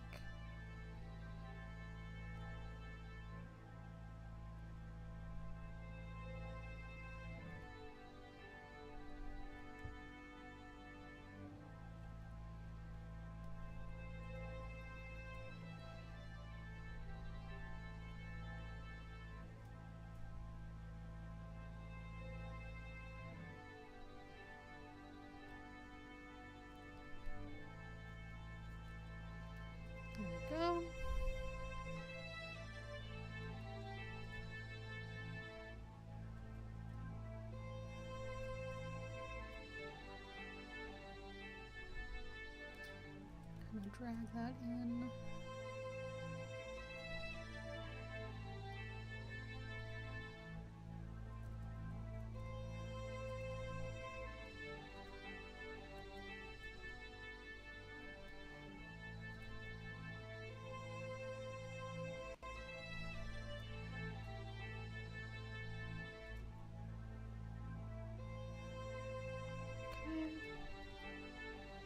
And then slap a little eyelet on it to kind of hide some of the rest of this intersection.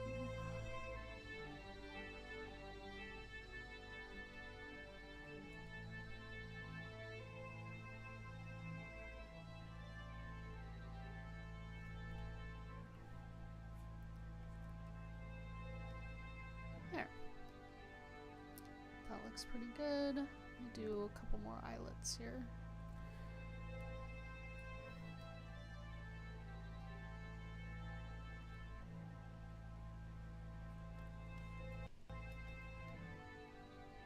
Okay. Alright, we're getting there.